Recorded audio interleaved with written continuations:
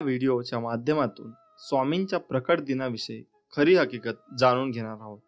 चला तर मित्रांनो, जाणून घेऊया स्वामी समर्थ महाराज कधी आले, कुठून आले, ते कोण होते याबद्दल कोणालाच काही माहीत नाही.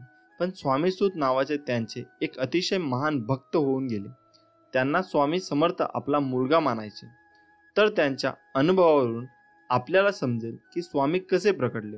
तर स्वामींच्या प्रकटण्याची हकीकत अशी, शेकडो वर्षापूर्वी एका पंजाब प्रांतात हस्तिनापूर पासून 12 कोस जवळपास 24 किलोमीटर अंतरावर छेलीखेडा नावाचा गाव होता. त्या ठिकाणी विजयसिंग नावाचा एक लहान मुलगा आपल्या भाऊ आणि भावजायाबरोबर राहायचा. तो मुलगा कोणाही बरोबर मिसळायचा नाही. तर तिथून थोड्याशा अंतरावर असणाऱ्या साधारण पडक्या अशा जागेत एक खूप मोठा वटवृक्ष होता. त्यात एक छोटीशी दिवळी होती आणि त्यात एक छोटीशी गणपतीची मूर्ती होती. तर तो विजयसिंग खूप खिशात गोट्या भरून तिथे जायचा आणि त्या गणपती बरोबर खेळायचा. पण तो मुलगा गणपतीला आपला मित्र मानून त्याचाही डाव स्वतःवरच घेऊन खेळायचा. असेच एक दिवस जात होते आणि त्या परमात्म्याला आपल्या आविष्कार दाखवण्याची गरज वाटू लागली आणि त्याने विजयसिंगला कारण बनवून आपला आविष्कार दाखवला. तर तो दिवस होता चित्रशुद्ध द्वितीया आणि विजयसिंग रोजच्या आपल्या पद्धतीने याही दिवशी तिथे गेला गणपती बरोबर. पण आज अचानक त्याच्या मनात आले की रोज आपण खेळतोय आणि आज याने पण खेळायचे. आणि सर्व गोट्या त्या मूर्तीच्या समोर टाकल्या व ते बोलले, बाप्पा, रोज मीच तुझा डाव खेळतोय, पण तू आज नाही, आज तूच खेळायचं. बस इतकेच त्याच्या तोंडातून शब्द निघतच धरणी कंपत होऊ लागली. सर्वत्र ढग जमून अंधार होऊ लागला. वारे वेगाने वाहू लागले आणि कोणालाच काही कळेना की काय होते. पण काय करणार, ती अद्भुत शक्ती आज प्रकटणार होती आणि तिच्याच आगमनाने ही सूचना होती. आणि ज्या ठिकाणी गणेश मूर्ती होती त्या ठिकाणी धरणी दुभंकून एक 8 वर्षाची अतिशय तेजस्वी एक बालमूर्ती पकडली.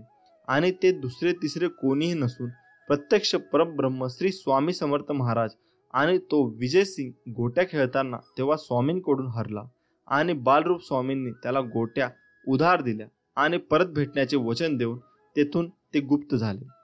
आता शंका ही उपस्थित होईल की ही गोष्ट कशी काय कळाली. पण या गोष्टीचा उलगडा आज झाला. कोकणातील हरिभाऊ स्वामीसूत हे अक्कलकोटला आले होते आपल्या ऐहिक इच्छापूर्तीसाठी. तेव्हा ते तिथे काही दिवस वास्तव्याला होते आणि एक दिवस स्वामींना त्यांना जवळ बोलावले, मांडीवर घेतले, सांगितले की आजपासून तू माझा सूत झालास. सर्व घरदार सोडून दे आणि दर्याकिनारी माझी ध्वजा उभी कर. हे ऐकून हरिभाऊंना रडू कोसळले, कारण ते इथे ऐहिक इच्छापूर्तीसाठी आले होते आणि महाराज तर सर्व सोडायला सांगत आहेत. हे पाहून त्यांना थोडं रडू कोसळलं. तेव्हा स्वामी त्यांना म्हणाले की रडतोयस काय, माझे पोट बघ किती मोठे आहे, त्यावर हात फिरून बघ. ज्यावेळी हरिभाऊंनी तसे केले त्यांना ज्ञान लागले आणि त्यामध्ये त्यांना आपले सगळे जन्म आठवू लागले. आणि त्यातील त्यांना एक आपलाच जन्म आठवला, विजयसिंग. म्हणजे दुसरं तिसरं कोणी नाही तर तो स्वामी सुतांचाच पूर्ण अवतार होता. आणि त्यावर या सर्व गोष्टीचा उलगडा झाला आणि या गोष्टीला स्वतः स्वामींनी मान्यता दिली. आणि ती पुढील प्रमाणे, स्वामी प्रकट दिनाचा उत्सव स्वामीसूत महाराजांनी सुरू केला आहे. ज्यावेळी स्वामीसूत महाराज हा उत्सव अक्कलकोटमध्ये करत होते तेव्हा भुजंगासारख्या भक्तांनी स्वामींना प्रश्न विचारला, स्वामीसूत हे काय करत आहे. तेव्हा स्वामींचे उत्तर असे होते, माझं बळ मी सदेह प्रकटलेल्या दिवसाचा उत्सव करत आहे. नाना रेखी नावाचे अहमदनगर येथे स्वामी भक्त होते. ते स्वामीसूतांच्या सांगण्यावरून अक्कलकोटला आले होते. तर ते पिंगला ज्योतिष विद्येत पारंगत होते. स्वामींनी त्यांना आज आज्ञा केली की माझी कुंडली बनव. तेव्हा त्यांना खूप आनंद झाला आणि त्यांना लगेचच कुंडली बनवण्याचं काम सुरू केलं आणि काही दिवसातच कुंडली बनली. आणि त्यातील स्वामी प्रकटण्याचा मजकूर वरप्रमाणे होता. तर तेही कुंडली घेऊन स्वामीपाशी आले. तेव्हा तिथे भजनाचा कार्यक्रम सुरू होता. तेव्हा स्वामींनी ती कुंडली भक्ताला सांगून माळ्यावर टाकायला सांगितली. आणि ज्यावेळी कार्यक्रम संपला आणि परत स्वामींनी कुंडली आणण्याची आज्ञा केली तेव्हा त्या कुंडलीवर हळद, कुंकू, अक्षता, तुळस, फूल वगैरे वाहून ते सर्व देवतांनी त्या कुंडलीची पूजा केली होती आणि कुंडली पाहून स्वामींनी खूप खुश आणि नानांचा उजवा हात हातात घेऊन त्यांनी आपला हात हातात त्यांच्या ठेवला आणि त्यांच्या हातावर विष्णुपद उमटले. स्वामींचे याचाच अर्थ स्वामींनी वरील कुंडलीला म्हणजे प्रत्यक्षरित्या स्वामी सुतांनी मांडलेल्या स्वामींच्या प्रकटण्यालाच मान्यता दिली आणि त्यांचा प्रसाद म्हणून नाना रेखींच्या हातावर विष्णुपद उमटले. आणि आजही स्वामींची कुंडली स्वामींच्या अहमदनगरच्या मठात आहे. स्वामी समर्थ महाराज कार्दाली वनात योग्यांच्या मार्गदर्शन करायला येण्यापूर्वी ते जगात वेगवेगळ्या ठिकाणी स्वतःचे खरे नाव ओळख लपवून चंचल भारती, दिगंबर बुवा अशा नावाने सुद्धा कार्यरत होते. स्वामी समर्थ प्रकट दिन आपल्या सर्वांसाठी खूप मोठी महापर्वणी आहे आणि आपल्या सर्वांच्या पुण्याईने आपल्याला ही माहिती प्राप्त झाली. श्री स्वामी समर्थ. जय जय स्वामी समर्थ. स्वामी समर्थ म्हणतात, मी सगळीकडे आहे, मी कणाकणात व्यापून आहे, मीच पावन आहे, मीच आहे जल, गगनही मीच आहे, अक्कलकोटातही मीच आहे, दोन्ही ध्रुवांवर कैलास पर्वतावर मीच आहे, मी कुठेही गेलेलो नाही आणि जाणारही नाही, मी सदैव तुमच्या पाठीशी आहे. नको होऊ निराश, हारू नको, तुझा आत्मविश्वास, मी आहे तुझ्या जवळपास, झाकून तुझे नयन, कर चिंतन, बघ मी आहे तुझा जवळ.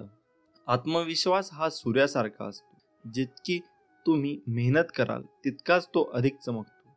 म्हणून माझ्या बाळा, विश्वास हा स्वतःवर ठेव तर ताकद बनेल आणि दुसऱ्यांवर ठेवला तर कमजोरी.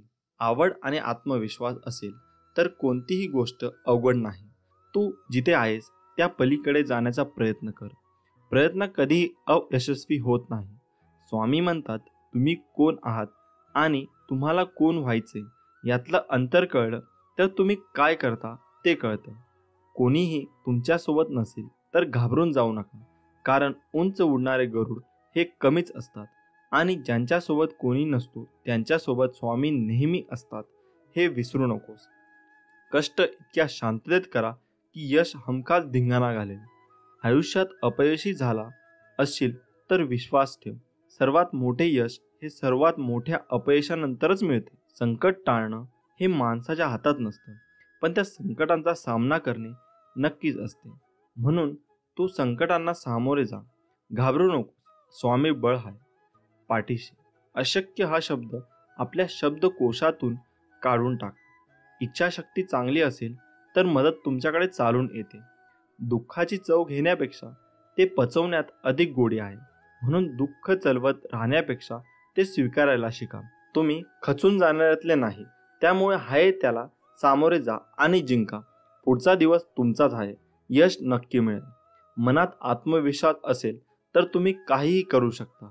मग तुम्हाला कशाचीही भीती वाटणार नाही. मी काहीतरी चांगलं करेन हा विश्वास आणि मी काहीतरी चांगलं करेनच हा झाला आत्मविश्वास. घाबरण्यासारखा वाईट कोणताही व्हायरस नाही आणि त्याला सामोरे जाण्यासारखे कोणतेही चांगले वॅक्सिन नाही.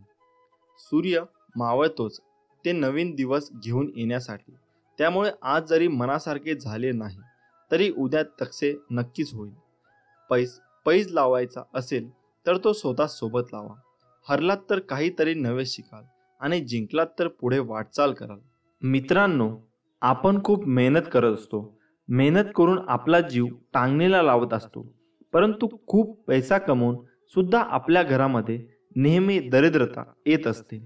अनेकदा आपल्याला या सगळ्या गोष्टी मागील कारण समजत नाही. बहुतेक वेळा हातामध्ये पैसा येणे आधीच पैसे जाण्याचे वेगवेगळे मार्ग खुले होतात. पैसा जरी घरात आला तरी तो जास्त काळ आपल्या खिशामध्ये राहत नाही. यावेळी आपण चिंता व्यक्त करत असतो. अनेकदा आपले मानसिक खच्चीकरण होते आणि अनेकदा आपण तणावाखाली जातो. घरात गरिबी येण्याची ही आहेत 9 लक्षणे. आत्ताच जाणून घ्या आणि तुम्ही तुमचे संकटे दूर करू शकाल. नंबर 1, तुटलेल्या कंगव्याद्वारे कधीच केस विसरू नये. त्याबरोबर उभे राहून केस विसरू नये. त्यामुळे घरामध्ये दरिद्रता प्रवेश करते आणि घरातील बरकत निघून जाते. 2, घरात अस्वच्छता ठेवणे. या सगळ्या गोष्टींमुळे घरामध्ये नकारात्मक ऊर्जा निर्माण होते आणि यामुळे सुद्धा दरिद्रता आपल्या घरात प्रवेश करते. म्हणून आपले घर नेहमी स्वच्छ व सुंदर ठेवावे. नंबर 3, कपडे घालताना नेहमी उजव्या बाजूने सुरुवात करावी. काही व्यक्ती यांना डाव्या बाजूने कपडे घालण्याची सवय असते. हे अत्यंत चुकीचे आहे. कोणत्याही कार्याची सुरुवात उजव्या बाजूनेच करावी. 4, दाताने पोळी कुरतडून कुरतडून खाणे हे सुद्धा दरिद्राचे लक्षण मानले जाते. म्हणून जेवण करताना अन्नाचा आदर करावा व जेवण करताना हाताने पोळी तोडून नीट विशिष्ट पद्धतीने जेवण करावे. नंबर 5, काही व्यक्तींना दातांची नख खाण्याची सवय असते. ही सवय सुद्धा अत्यंत वाईट आहे. असे केल्याने घरामध्ये दरिद्रता निर्माण होते व आपल्या घरामध्ये कोणत्याही प्रकारची बरकत राहत नाही. नंबर 6, जर तुम्ही कपडे विकत घेण्यास सक्षम असेल तरीही तुम्ही फाटलेले कपडे घालत असाल तर हे दारिद्र्याचे लक्षण आहे. ज्या व्यक्तीकडे गरीब आहेत त्यांनी नवीन कपडे घेण्याची परिस्थिती नाही, अशा व्यक्तीने जर फाटलेले तुटलेले मळके कपडे घातले तर काही हरकत नाही, कारण की त्यांची नवीन कपडे घेण्याची परिस्थिती नाही. म्हणून जर तुमची परिस्थिती चांगली असून सुद्धा जर तुम्ही फाटलेले घाणेरडे कपडे घालत असाल तर यामुळे तुमच्या जीवनामध्ये दारिद्रता येऊ शकेल. म्हणून अशा प्रकारचे कपडे सुद्धा शक्यतो घालू नये. नंबर 7, सकाळी सूर्योदयानंतर सुद्धा झोपून राहणे हे दारिद्र्याचे एक लक्षण आहे. सकाळी आणि संध्याकाळी माता महालक्ष्मी आपल्या घरात प्रवेश करत असते. जर अशा वेळी आपण झोपलेले असू तर माता महालक्ष्मी आपल्या घरामध्ये प्रवेश न करताच निघून जाते आणि यामुळे आपल्या घरामध्ये सुख शांती वैभव येत नाही. त्याचबरोबर अलक्ष्मी म्हणजे गरिबी भरपूर प्रमाणामध्ये येऊ लागते. म्हणून सूर्योदयापूर्वी उठून घराची स्वच्छता करून माता महालक्ष्मीचे स्वागत करावे. पिण्याचे पाणी रात्री होडे अजिबात ठेवू नये. हे सुद्धा दरिद्र येण्याची लक्षणे मानले जाते. म्हणून पिण्याचे पाणी नेहमी झाकून ठेवायला हवे. नंबर 8, दारासमोर चप्पल जर उलट्या असतील तर त्यांना आपण सरळ करायला हव्यात. जर उलट्या चप्पल व बूट यावर आपल्या दारासमोर असेल तर यामुळे सुद्धा गरिबी अनेक अडचणी आणि आपल्या घरामध्ये प्रवेश करत असतात. म्हणून जर चपला बूट उलटे दिसले तर लगेच सरळ करावे. नंबर 9, मुक्या प्राण्यांना कधीच लाथ मारू नये. असे केल्याने आपल्या घरामध्ये विविध अडचणी निर्माण होऊ शकतात. त्याचबरोबर आपल्या घरामध्ये हे पाहुणे येतात, त्यांच्याशी नेहमी चांगले वागायला हवे. त्यांच्याशी कधीही वाद घालू नये. कारण की भारतीय संस्कृतीमध्ये जे पाहुणे आपल्या घरी येत असतात ते प्रत्यक्ष देवस्वरूप आपण त्यांना मानत असतो. भारतीय संस्कृतीमध्ये अतिथी देवो भव असे म्हटले जाते, कारण की पाहुण्यांना आपण देवाचा दर्जा देत असतो. म्हणून जर तुमच्या घरी कोणतेही पाहुणे आले तर त्यांना मान सन्मान अवश्य करा. त्यांना अपमानित करू नका. त्यामुळे सुद्धा तुमच्या घरातील दरिद्रता प्रवेश करू शकते. आपल्या घरामध्ये नेहमी सकारात्मक वातावरण निर्माण राहील याची काळजी सुद्धा आपण घेणे गरजेचे आहे. कारण की ज्या घरामध्ये नेहमी सकारात्मक वातावरण राहते त्या घरामध्ये माता महालक्ष्मी व अन्य देवी देवता नेहमी वास्तव्य करतात. म्हणून आपल्या घरातील वातावरण नेहमी सकारात्मक ठेवा आणि नेहमी परिश्रम करून आपल्या घरामध्ये माता महालक्ष्मीचे आगमन आनंदाने करा. अवधूत चिंतन. श्री गुरुदेव दत्त. श्री स्वामी समर्थ. उगाची भीतोसी भय हे पळू दे, जवळ उभी स्वामी शक्ती कळू दे. जगी जन्म मृत्यू असे खेळ ज्याचा, नको घाबरू तू असे बाळ त्याचा. नमस्कार मित्रांनो, आपले स्वामी काय सांगतात? आयुष्यात नेहमी लक्षात ठेवा, आपल्यामुळे दुसऱ्याच्या डोळ्यात पाणी येणे हा सर्वात मोठा गुन्हा आहे आणि आपल्यासाठी कोणाच्या डोळ्यात पाणी येणे हे सर्वात मोठे यश आहे. तुझं माझं करता करता एक दिवस जायचं आहे. जे कमावलं ते इथेच ठेवून जायचं आहे. तुम्ही चांगले कर्म करा, सोबत तुमच्यात तेच जाणार आहे. रडल्यानंतर अश्रूसुद्धा परके होतात, हसल्याने परके सुद्धा आपले होतात. मला ती नाती आवडतात ज्यात मी नाही आपण असतो. जर कोणावर चिडणार असाल तर विचार करून चिडा, कारण आजकाल समजून घेण्याची पद्धत बंद झाली. मेल्यावर माणूस चांगला होता असं म्हणण्याची प्रथा आहे. जिवंत माणूस ओळखता येत नाही हीच खरी व्यथा आहे. निंदकांना कधीही घाबरू नका. त्यांना आपल्याविषयी जेवढं वाईट बोलता येईल तेवढं बोलू द्या. त्यांच्यामुळे आपलं वर्तन सुधारत जाते. ज्याप्रमाणे गल्लीत 2-4 डुकरं असल्याशिवाय गल्ली स्वच्छ राहत नाही, त्याप्रमाणेच आपल्या अवतीभोवती 2-4 निंदक असल्याशिवाय आपल्या जीवनाचा विकास होत नाही. जग काय म्हणेल हा विचार करू नका, कारण लोक फार विचित्र आहेत. अपयशी लोकांची थट्टा करतात आणि यशस्वी लोकांवर जळतात. स्वतःला असे तयार करा की तुमच्या विरोधकाला तुमचा पाय खेचण्याऐवजी तुमचे हात पकडून पुढे जाण्याची इच्छा निर्माण झाली पाहिजे. कोणतीही गोष्ट साध्य करण्यासाठी फक्त शक्ती असून चालत नाही, तर त्याला सहनशक्तीचीही जोड असावी लागते. माणूस कसा दिसतो यापेक्षा कसा आहे याला महत्त्व असतं, कारण शेवटी सौंदर्याचं आयुष्य तारुण्यापर्यंत तर गुणाचं आयुष्य मरणापर्यंत असतं. अभिमानाला कधी तुमच्या मनाच्या घरात येऊ देऊ नका आणि स्वाभिमानाला कधी मनाच्या घरातून बाहेर काढू नका, कारण अभिमान तुम्हाला कधीच प्रगती करू देणार नाही आणि स्वाभिमान तुम्हाला कधीच अधोगतीकडे जाऊ देणार नाही. अपेक्षा जरूर बाळगा, पण नाती व माणसं तुटणार नाही याची फक्त काळजी घ्या. आयुष्य फार सुंदर आहे, ते फक्त चांगल्या विचारांनी जगता आलं पाहिजे. समाज समजवण्यापेक्षा समजून घेण्यामध्ये खरी परीक्षा असते, कारण समजवण्यासाठी अनुभवाचा कस लागतो, तर समजून घेण्यासाठी मनाचा मोठेपणा लागतो. लोक तुमची स्तुती करोत वा निंदा, तुमचं लक्ष तुमच्यावर कृपा करो वा न करो, तुमचा मृत्यू आज हो वा उद्या, आपल्या मार्गावरून कधीही भटकू नका. आयुष्यात कितीही संघर्ष करावा लागला तरी मागे हटू नका, कारण जो संघर्षात मार्ग काढतो तोच खरा विजय असतो.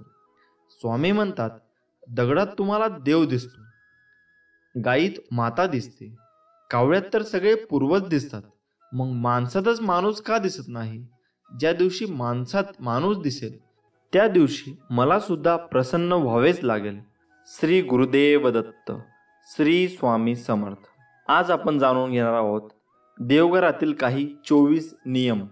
ते खूप महत्त्वाचे आहेत व तुम्ही या व्हिडिओमध्ये तो व्हिडिओ पूर्ण बघा आणि आम्हाला कमेंटमध्ये कळवा की हे नियम तुम्हाला कसे वाटले.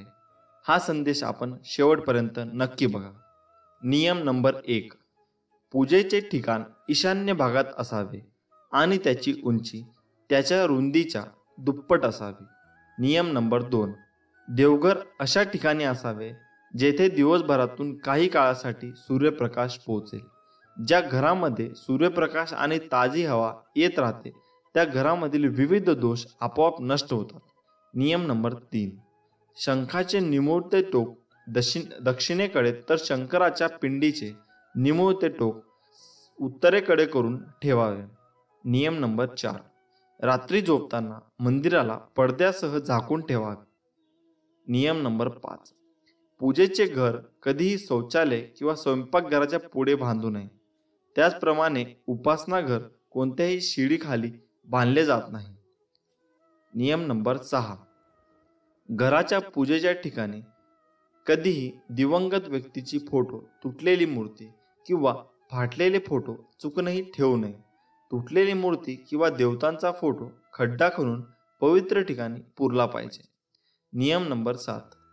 देवघरात यंत्रे असल्यास ती उभी मांडू नयेत, जमिनीशी समांतर मांडावेत. नियम नंबर 8. कुलदेवीचा टाक, मूर्तीचा अथवा तसबीर, इष्टदेवतेचा फोटो अगर मूर्ती, लंगडा बाळकृष्ण, नंदी व नागविरहित शंकराची पिंडी काळ्या दगडाची किंवा पंचधातूची असावी. नियम नंबर 9. देवारातील सर्व मूर्ती तोंडे पश्चिमेस असावी, म्हणजे पूजा करणाऱ्या यजमानाचे तोंड पूर्वेस होईल. अशा पद्धतीने मांडणी करावी. नियम नंबर 10. पूजा घराला तोरण असावे, उंबरठा असावा. नियम नंबर 10. देवघरात प्रकाशासाठी दिवा नेहमी दक्षिण दिशेला लावावा. नियम नंबर 12. पूजा घराची फरशी आणि भिंत हलका पिवळा किंवा पांढऱ्या रंगाचे असावे. नियम नंबर 13. पूजा घरात हवन कुंड आग्नेय कोनात ठेवा. नियम नंबर 14. पूजेचे घर नेहमी स्वच्छ आणि शुद्ध ठेवले पाहिजे. पूजा घर साफ करणारे झाडू आणि मॉप नेहमी वेगळे असावेत. नियम नंबर 15. पूजा घरात पैसे कधीही लपवू नये. हा एक प्रकारचा वास्तुदोष आहे. नियम नंबर 16. अंगठ्यापेक्षा मोठ्या देवी देवतांच्या मूर्ती कधीही पूजा घरात ठेवू नये. नियम नंबर 17. देवघरात कधी कचरा किंवा खराब वस्तू ठेवू नका. नियम नंबर 18. महाभारताचे फोटो कधीही पूजेच्या घरात ठेवू नयेत. त्याचप्रमाणे देवताची हिंसक चित्रे पूजा घरात लावू नयेत. नियम नंबर 19. देवाच्या तसबिरी दक्षिण भिंतीला लावू नयेत. नियम नंबर 20. देव्हाऱ्याच्या अगदी समोर तिजोरी नसावी. नियम नंबर 21. देवघरात जास्त मोठ्या मूर्ती नसाव्यात. शास्त्रानुसार देवघरात शिवलिंग ठेवू नये. जर शिवलिंग असेल तर ते अंगठ्याच्या आकारा एवढे असावे असे सांगितले जाते. नियम नंबर 22. घरामध्ये ज्या ठिकाणी देवघर असेल तेथे चामड्यापासून तयार केलेल्या वस्तू, चप्पल, बूट घेऊन जाऊ नये. नियम नंबर 23. देवघरात पूर्वजांचे फोटो लावू नये. पूर्वजांचे फोटो लावण्यासाठी दक्षिण दिशा योग्य आहे. देवघराच्या खोलीत पूजेशी संबंधित सामानच ठेवावे असे सांगितले जाते. नियम नंबर 24. एकाच देवाच्या 2 अगर जास्त मूर्ती पूजेत असू नयेत. एकाच देवतेची मूर्ती व तसबीर असे तर हरकत नाही. श्री स्वामी समर्थ. जय जय स्वामी समर्थ. हे नियम तुम्ही जरूर फॉलो करा. तुम्हाला रिझल्ट याचे भरपूर मिळतील. मित्रांनो, स्वामींचा आशीर्वाद प्राप्त करण्यासाठी व्हिडिओ पूर्ण बघा. भिवू नकोस, मी तुझ्या पाठीशी आहे. हे वाक्य वाचलं आणि ऐकलं तरी स्वामी समर्थांची मूर्ती डोळ्यासमोर उभी राहते. श्री दत्तगुरूंचा अवतार मानण्यात येणाऱ्या स्वामी समर्थांचे अनेक भक्त आहेत. कर्म करत राहायचे, त्याचे फळ कधी ना कधी तरी मिळणारच हे मानत स्वामींची भक्ती करण्यात लीन होणारे भक्त नेहमीच संकटातून तरतात असा विश्वास भक्तांना आहे. कितीही संकट आली तरी स्वामींचे नामस्मरण केल्यानंतर आणि स्वामींनी सांगितलेले जीवनाचे सार लक्षात घेऊन वागल्याने नक्कीच जीवनाचे सार्थक होते असे मानण्यात येते. उगाची भीतोसी भय हे पळू दे, जवळी उभी स्वामी शक्ती कळू दे. जगी जन्म मृत्यू असे खेळ ज्याचा, नको घाबरू तू असे बाळ त्याचा. स्वामी म्हणतात, जर माझे नाव तुझ्या ओठाशी आहे तर घाबरतो कशाला, मी सदैव तुझ्या पाठीशी आहे. जर तू शुद्ध अंतकरण ठेवून माझे नाव घेतले तर भगवंताच्या कृपेचा तुला अनुभव येईल.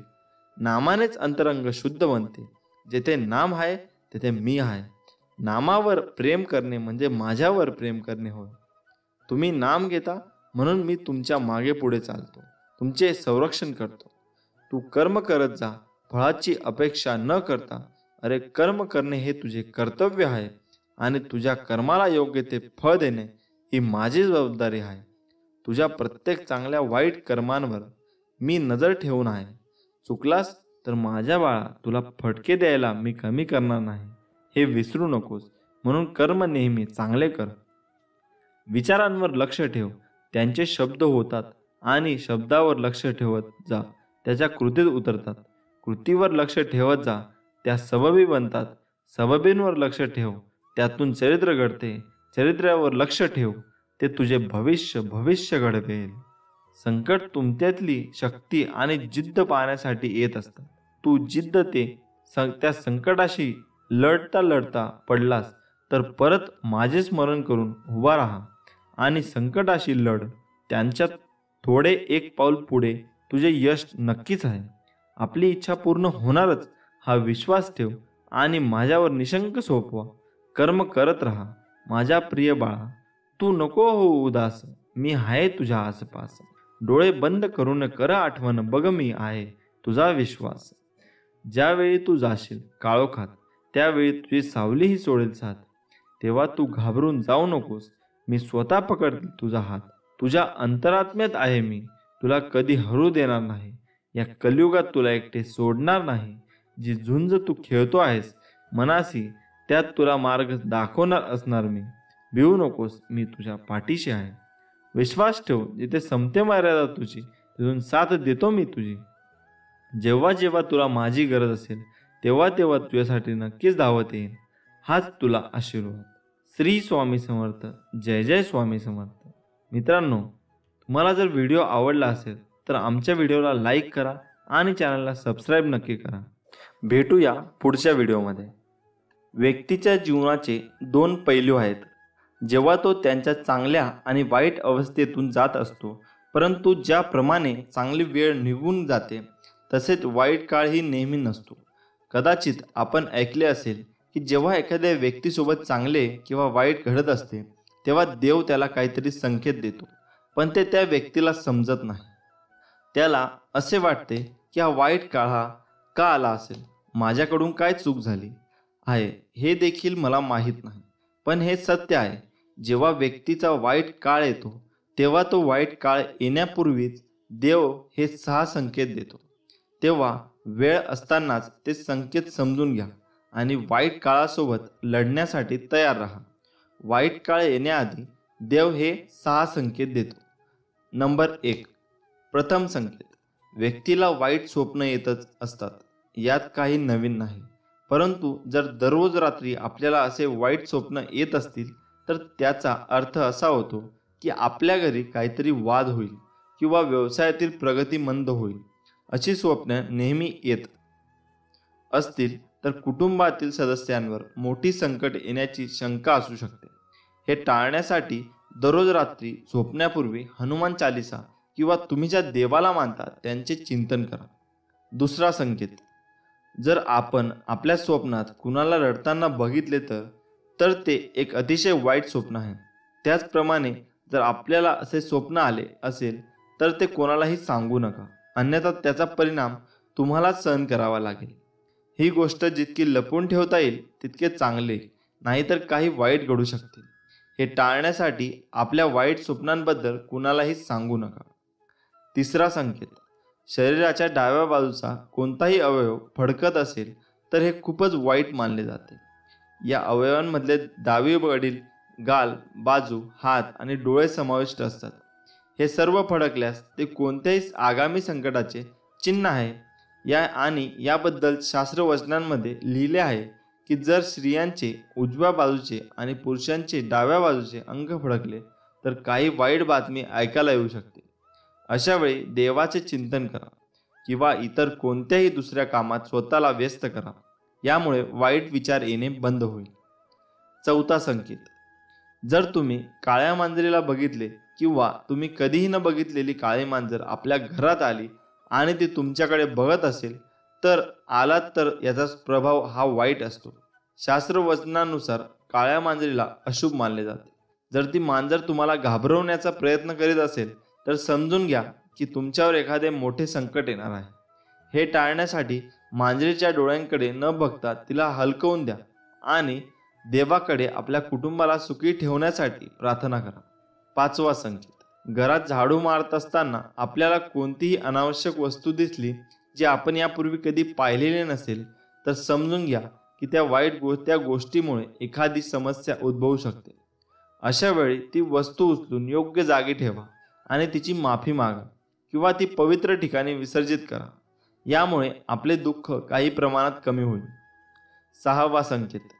पालीशी संबंधित अनेक समज शास्त्रांमध्ये लिहिलेले आहे. पाल ही चांगले आणि वाईट दोन्ही संकेत देते. आपण अचानक आपल्या घरात पाली लढताना बघितल्या आणि लढता लढता त्या अचानक गायब झाल्या तर समजून घ्या की ही संकटाची बाब आहे. एका बाजूला याचा अर्थ असा होतो की आपले कुणासोबत तरी भांडण होणार आहे. म्हणून जर आपल्या घरामध्ये पाली लढत असतील तर त्यांना वेगळे करा. हे कायम सगळे संकेत नेहमी लक्षात ठेवा. श्री स्वामी समर्थ. देव कधीच भेटला नाही, भेटेल की नाही माहीत नाही, पण देवासारखी तुमच्यासारखी स्वामी भक्त माणसे भेटली यात आमचे भरपूर मोठे भाग्य आहे. फक्त कुणाच्या सांगण्यावरून आपल्या मनात एखाद्या व्यक्तीविषयी चांगले किंवा वाईट मत बनवण्यापेक्षा जर का आपण स्वतः 4 पावले चालून समोरासमोर त्या व्यक्तीसोबत संवाद साधून मगच खात्री करा. भगवा देव तो माझा, मी भगवा भक्त त्याचा, ज्याने केले मराठ्यांचे स्वराज्य स्थापन, तो भगवा देव फक्त शिवबा माझा. नाती जपण्यासाठी संवाद आवश्यक आहे. बोलताना शब्दाची उंची वाढवा, आवाजाची उंची नाही. कारण पडणाऱ्या पावसामुळे शेती पिकते, विजांच्या कडकडाटामुळे नाही. प्रेम सर्वांवर करा, श्रद्धा फक्त देवावर ठेवा. कुणा वाचून कुणाचे काही अडत नाही. जरी हे खरे असले तरी कोण केव्हा उपयोगी पडेल हे सांगता येत नाही. जो वाहतो तो झरा असतो आणि थांबते ते डबके असते. डबक्यावर डास येतात आणि झऱ्यांवर राजहंस. निवड तुमची आहे. ध्येय दूर आहे म्हणून रस्ता सोडू नका. स्वप्न मनात धरलेलं कधीच मोडू नका. पावले पावली येतील कठीण प्रसंग. फक्त चंद्र तारकांना स्पर्श करून जिंकण्यासाठी जमिनीला सोडू नका. खेळ असो वा आयुष्य, आपलं सामर्थ्य तेव्हाच दाखवा जेव्हा समोरचा आपल्याला कमजोर समजत असेल. पक्षी जेव्हा जिवंत असतो तेव्हा तो किड्या मुंग्यांना खातो, पण जेव्हा पक्षी मरण पावतो तेव्हा तेच किड्या मुंग्या त्या पक्षाला खातात. वेळ आणि स्थिती केव्हाही बदलू शकते. कोणाचा अपमान करू नका आणि कोणाला कमीही लेखू नका. आपण कुणाचे वाईट केले नाही तर देव आपले सुद्धा वाईट करत नाही. तुम्ही खूप शक्तिशाली असाल, पण वेळ ही तुमच्यापेक्षाही शक्तिशाली आहे. एका झाडापासून लाखो माचीच्या काड्या बनवता येतात, पण एका माचीची काडी लाखो झाडे जाळून खाक करू शकते. चांगली भूमिका, चांगले ध्येय आणि चांगले विचार असणारे लोक नेहमी आठवणीत राहतात, मनातही, शब्दातही आणि आयुष्यातही.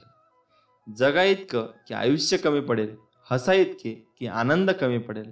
काही मिळाले तर नशिबाचा खेळ आहे, पण प्रयत्न इतके करा की परमेश्वराला देणं भागच पडेल. विश्वास ठेवा देवांवर, तो सगळं व्यवस्थित करतो. संकटांवर अशा प्रकारे तुटून पडा की जिंकलो तरी इतिहास आणि हरलो तरी इतिहासच. देवाकडे माझे कष्ट कमी कर अशी मागणी करण्यापेक्षा मला ते कष्ट सहन करण्याची ताकद दे असे मागा. श्री स्वामी समर्थ.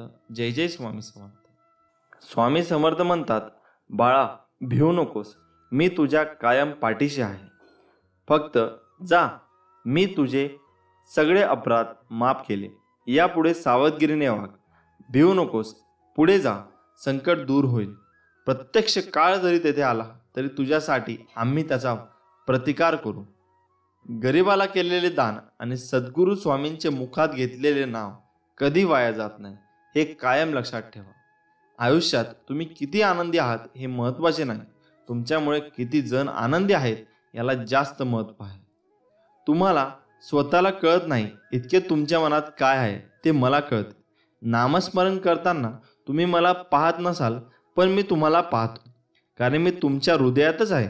तुम्ही नाम घेता म्हणून मी तुमच्या मागे पुढे चालतो, हे कायम लक्षात ठेवा. स्वामी म्हणतात, जीवन हा एक अनमोल आणि गुंतागुंतीचा अनुभव आहे, जो चढ उतार, सुखदुःख आणि आव्हाने आणि संधींनी भरलेला आहे. जीवन हा एक प्रवास आहे जो प्रत्येक व्यक्तीसाठी अनन्य आहे आणि तो आपल्या संगोपन, वातावरण, अनुभव आणि निवडी यांसारख्या अनेक घटकांनी आकारला जातो. जीवन हा देखील एक क्षणभंगूर आणि नाजूक अनुभव आहे आणि प्रत्येक क्षणाची कदर करणे आणि त्याचा पुरेपूर उपयोग करणे आवश्यक आहे. निसर्गाच्या वैभवापासून ते मानवजातीच्या सर्जनशीलता आणि यशापर्यंत जीवन सौंदर्य आणि आश्चर्याने भरलेले आहे. तथापि जीवन देखील आजारपण, नुकसान आणि अन्याय यांसारख्या वेदना आणि दुःखांनी भरलेला आहे. आव्हाने असूनही जीवन आपल्या आवडीचा पाठपुरावा करणे, इतरांना मदत करणे आणि जगावर सकारात्मक प्रभाव पाडणे यांसारख्या वाढीच्या आणि पूर्ततेसाठी अनेक संधी देते.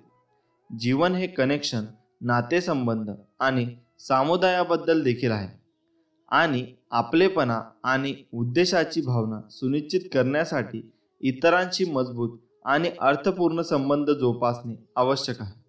जीवन ही एक सतत चालणारी प्रक्रिया आहे जी कधीतरी संपली पाहिजे. जीवन म्हणजे स्वतःवर प्रेम करणे आणि स्वतःला तयार करणे. तुमचा संदर्भ आहे की जीवन फक्त मागास मानले जाऊ शकते, परंतु ते पुढे जगले पाहिजे. जीवन हे हेतुपुरस्सर जगण्यासाठी आणि इतरांना मदत करण्याची सुवर्ण संधी आहे. तुम्ही किती वर्षे जगता हे महत्त्वाचे नाही, पण तुम्ही चांगले जीवन कसे जगता हे महत्त्वाचे आहे. मृत्यूची भीती नेहमीच आपल्या जीवनाला धोका देते. प्रत्येकाला लवकर आणि किंवा नंतर मृत्यूचा सामना करावा लागेल, परंतु याचा अर्थ असा नाही की त्याने आपल्याला पूर्ण जीवन जगण्यापासून किंवा आपले ध्येय साध्य करण्यापासून थांबवले पाहिजे. माणूस तेव्हाच शहाणा होतो जेव्हा तो नशिबाला सामोरे जायला तयार असतो, पण तरीही तो प्रत्येक क्षणाचा आनंद घेत असतो. तयारीची भावना आहे. मानवी जीवन ही खरोखरच एक अमूल्य देणगी आहे. मानवी जीवनातील प्रत्येक क्षण आपल्याला आपले गुण विकसित करण्याची आणि व्यक्त करण्याची संधी देतो. प्रत्येक क्षण आशीर्वादाचा मार्ग खुला करतो. हे खरे आहे की जीवन आपल्याला सकारात्मक आणि नकारात्मक दोन्ही परिस्थिती देते. तुमची प्रतिक्रिया काय आहे हे खरोखर महत्त्वाचे आहे. जीवन ही देवाने दिलेली देणगी आहे असा आमचा विश्वास असल्यामुळे ते अर्थपूर्ण करण्यासाठी आम्ही जे काही करू शकतो ते करू. आपण सर्व अद्वितीय व्यक्ती आहोत. तुमच्यासारखा कोणीही जन्माला आला नाही आणि कोणीही होणार नाही, म्हणून तुमच्या वेगळेपणाची कदर करा. आयुष्य म्हणजे काही नसून धडे, कष्ट, मनातील वेदना आणि खास क्षणांचा प्रवास आहे. हे शेवटी आपल्याला आपल्या गंतव्यस्थानाकडे, जीवनातील आपल्या उद्देशाकडे घेऊन जाईल. ही आव्हाने नेहमी आपल्या धैर्याची, ताकदीची, कमकुवतपणाची आणि विश्वासाची परीक्षा घेतील. तुमच्या मार्गावर तुम्हाला तुमच्या मार्गात येणाऱ्या अडथळ्यांना सामोरे जावे लागेल आणि तुम्हाला ते स्वीकारावे लागतील. आपल्याला योग्य मार्गावर येण्यासाठी या अडथळ्यांवर मात करावी लागेल. काही वेळा हे अडथळे प्रत्यक्षात वेशात वरदान ठरतात, परंतु त्यावेळी आपल्या लक्षात येतं नाही, जीवनाचे रहस्य त्यांना कळते ज्यांना कशाचीच ओढ नसते. तुम्ही माझे संपूर्ण व्हिडिओ ऐकले असाल व मी त्यासाठी तुमचा खूप खूप आभारी आहे. आपण जीवनाचे सार्थक केले पाहिजे. आपल्या कुटुंबावर आणि मित्रांवर प्रेम करून आयुष्य सुंदर बनवता येते.